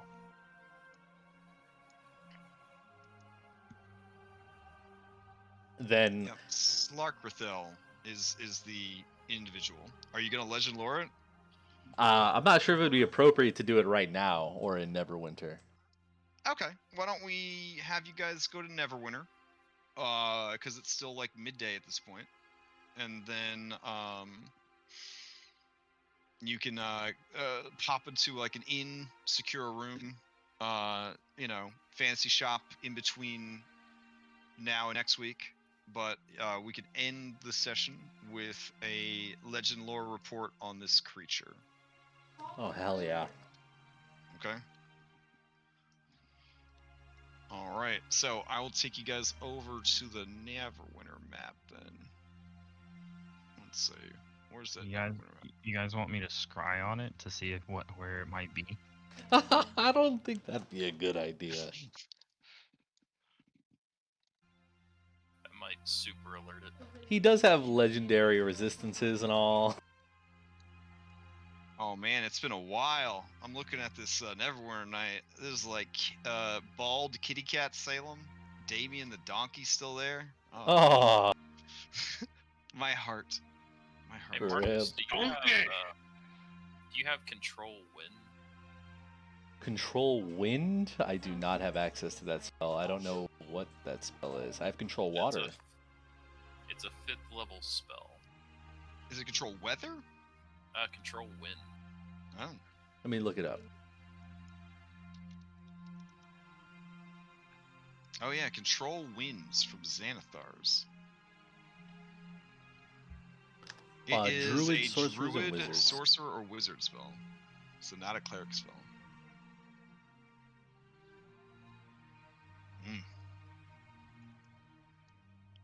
Alright, so Slarkrethel. Oh boy. Okay. Slarkrethel is a Kraken wizard and the chosen of Umberly and the founder of the Kraken Society. In Forgotten Realms, a chosen is basically like the Jesus Christ of a deity. They are infused with the power of the god who has chosen them. Umberly, of course, being the bitch queen of the ocean. So this thing is a wizard, but also the physical embodiment of the champion of Umberly, and also her consort, which I guess means they get it on sometimes. Yeah. Slarkrethel lives in the submerged ruins of Ascarel. There he runs his undersea empire. Let's see. He is the greatest threat to all life in the undersea world of Toril. Considered the strongest kraken on the planet. Let's see. He is nearing a transition to godhood from all of his great deeds in the name of his patron deity. And he is rich beyond anyone's imagination because of the machinations of the Kraken Society. He is less than 2,000 years old, though. So you got that going for you. Easy. We got this. Honestly, he is so well shielded and protected that is the most information you were able to get from Legend Lore. Marcus feels gypped. Yep. Yeah. We get in, we get the king, we get out. Wait, how many of us are there? We'll be able to pull this off. How many whats now are there? It needs to What, be 6 of it's us plus one who IS is blows 7. plus 8, so a total of 9. We're good. Okay, yeah, we have one more space. So All right, I will post in treasure Sans Magic Shop. no extras coming along with us this time. Are you guys sure we're not gonna kill the Kraken? That would be foolhardy. I don't think we can. I mean, I'm in the boat that we probably could, Marcus. I've heard online that there are groups that have done it. There were heavy casualties.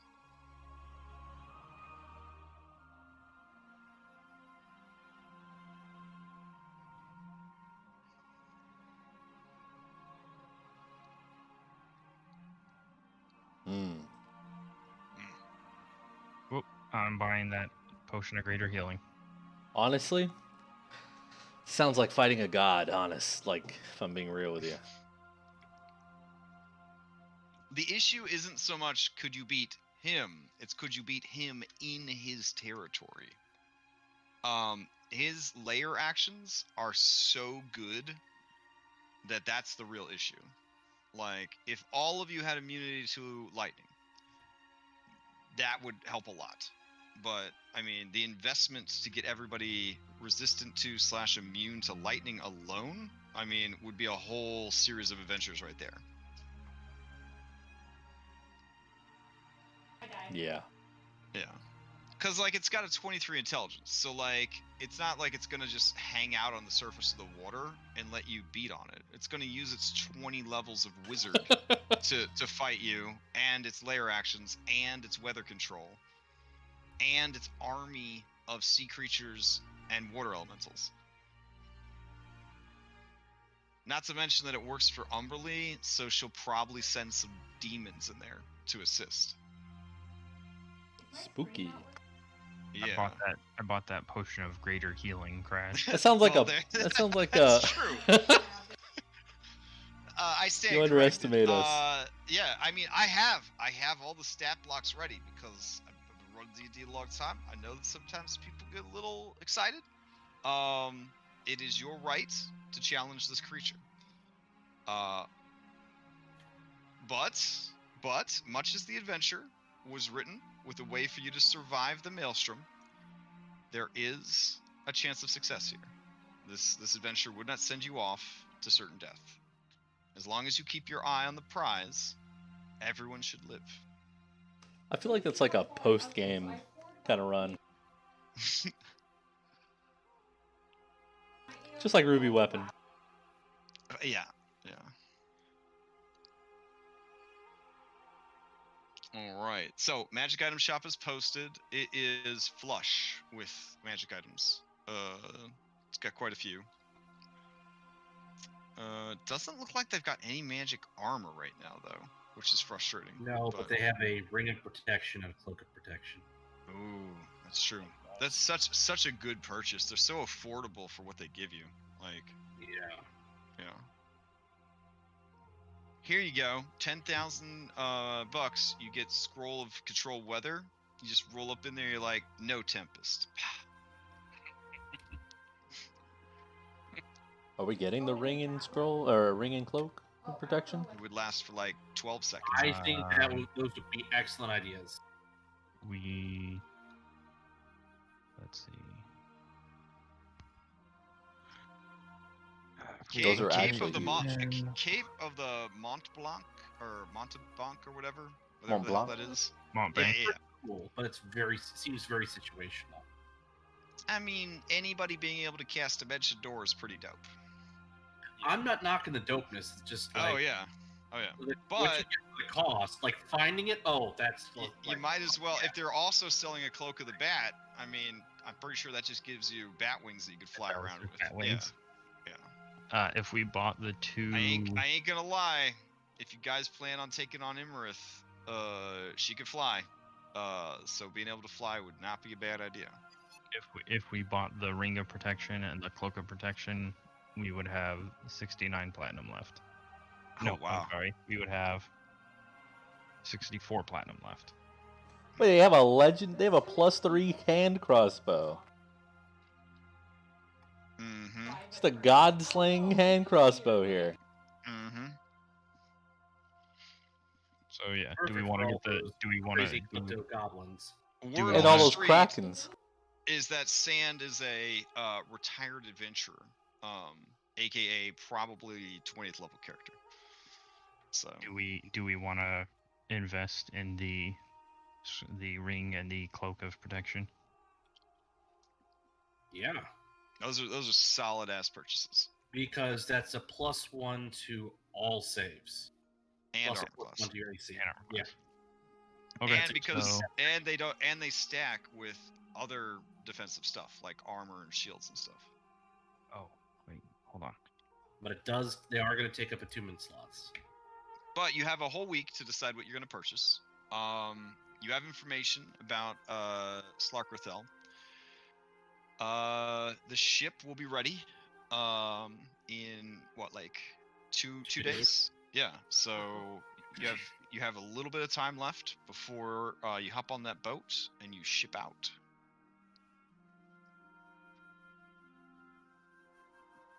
All right. I lied. We'll have a lot more. We'll have 194 platinum left. There you go. That seems like a no-brainer. You guys just want to do that now? We don't have to, but I feel like that is a good call on the group's part. Well, wait, for what? One more time? The robe of protection and the ring of protection. I think those are 10 out of 10 Cloak of ideas. protection. I'm all for it. Now you Okay. guys have the benefit that none of the groups in my other games are anywhere near Neverwinter. So more than likely, most of this merchandise will still be here if you were to come back later. Oh, I think we're all in agreement. We'll just get it now. But south of Waterdeep, if you see something like a cloak of protection, you better buy it, because all these shops are shared across all three of my Forgotten Realms groups. So Oh yeah. That being said, we're just gonna get them now. okay. Dibs! Yep. All right.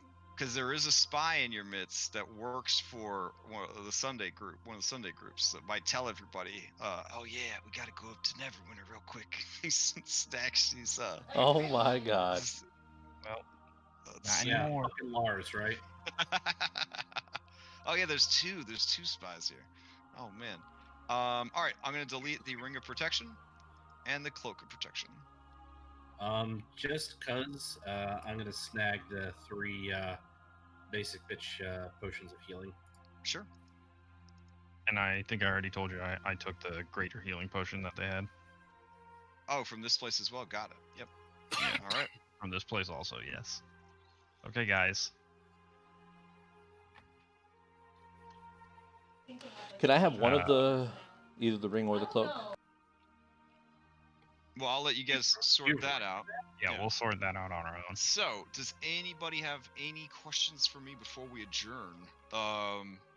Well done, by the way, handling Yartar. That was very well done. So, Slightly disappointed there is no T-Rex dive bombing, but you can't yeah, always. honestly, it was very, the end of like Princess Bride, where he like bluffs the main bad guy into just giving up. Yeah, I mean, That's you no guys, threat. yeah, you guys just rolled in with so much confidence, so much swagger, and so much like information. Like, yeah, what's the dude gonna do? Watch everything he built go down in flames? You know what I'm saying? Like, you had him beat. You had him beat when you walked in the door. That's one of the benefits of getting higher in level. Is you can sometimes get away with just flexing on people. Should we swap out the ring of warmth for 500 of the gold at the very least, or what? My ring of warmth? This far north, they will actually give you 700 for a ring of warmth. Do I get one of the items? Hey, You guys decide. Okay. I mean, we could just put that back into the guild fund, or the party fund. True. It works out the same either way, because we end up buying stuff. 700. He'll use it. He'll use it to buy something instead of party fund money. Doesn't matter. Yeah, so I'll just add 700 or 70 more platinum, if you want to do that. I think I think the stuff we're buying will probably be of more use unless we're planning on rolling the frost giants after this. I don't think we have to worry about them. They're on a wild goose chase. I'm just saying. Nah, I think we're I fine. think if we go and roll them, we'll just hit them hard, and it won't matter. Okay. Who are you guys worried about? Nothing. there Nothing, was, Crash. I mean, frost giants don't really have like a cone of cold magic or anything like that. They just kind of throw rocks and hit with axes. No, The I rock- will say rock- this. I will say this. Frost giants have ships. Huh. Just throwing that information out there. Anyway, are you selling the ring or not? Sure. Okay. 700. So 70 platinum. Frost giants have ships. All right, so Let's we're at sell the frost giants into the 264 tempest. platinum. How do we convince the frost giants to? We hit them invade hard the enough Tempest? until they agree. I asked don't- Karshnag and look at him.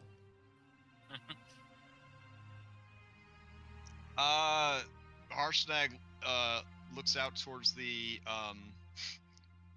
docks and the little tiny ships he sees there, and he's Oh. like, "We will be fine if we encounter my kin. I don't think they are busy. There's like Helen Hill said, they're spread all over Faerun and beyond. Were the words that she said. Okay. But if we did run into them, it could be pretty bad. But we should be fine.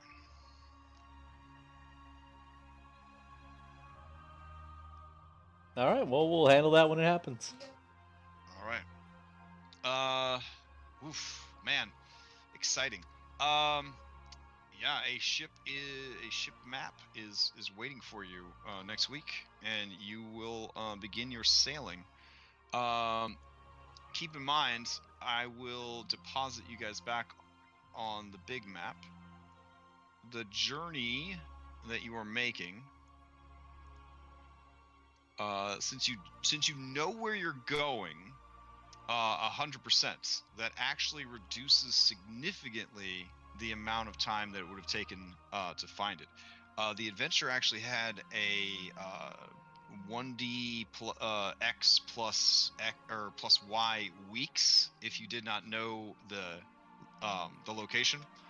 If you just had a general idea, it could have taken like up to I think 6 weeks of sailing to find.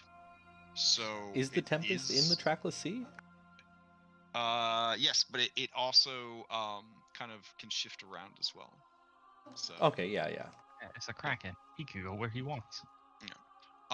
so you guys from Neverwinter, it's about 500 miles to get to the trackless sea, and then from there you're looking at about maybe anywhere between 100 to 300 more miles of ship travel before you find it.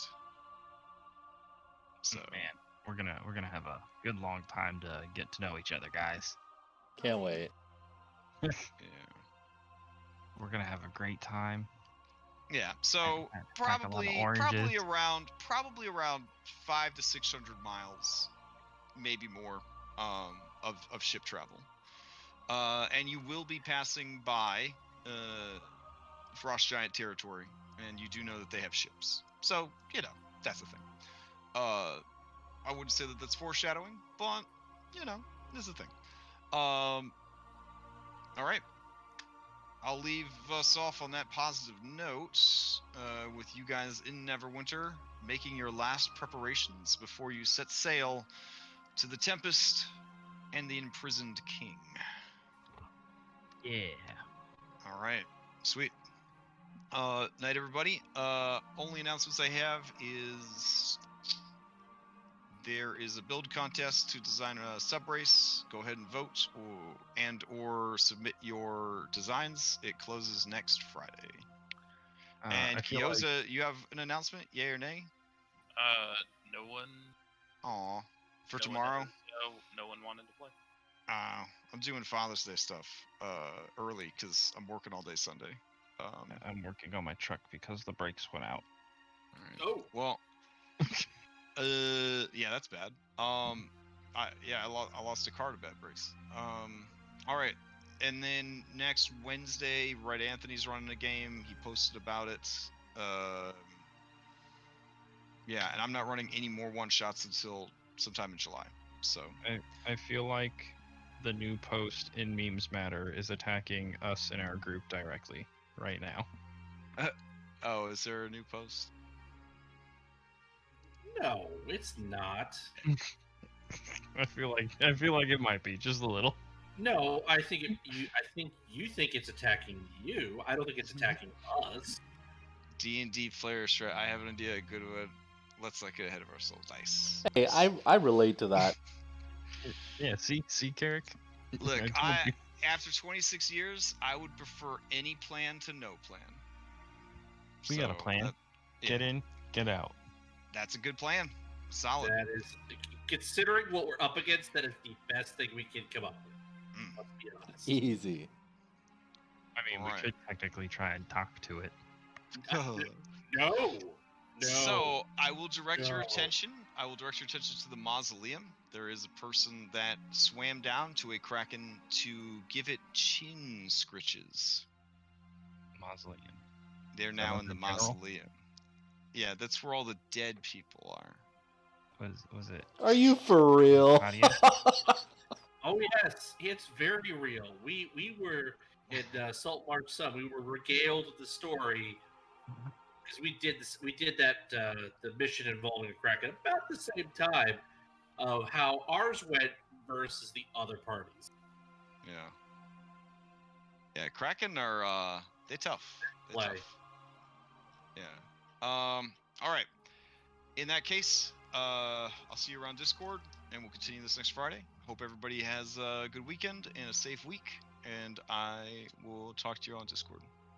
Night, everybody. Alrighty, good night, everybody.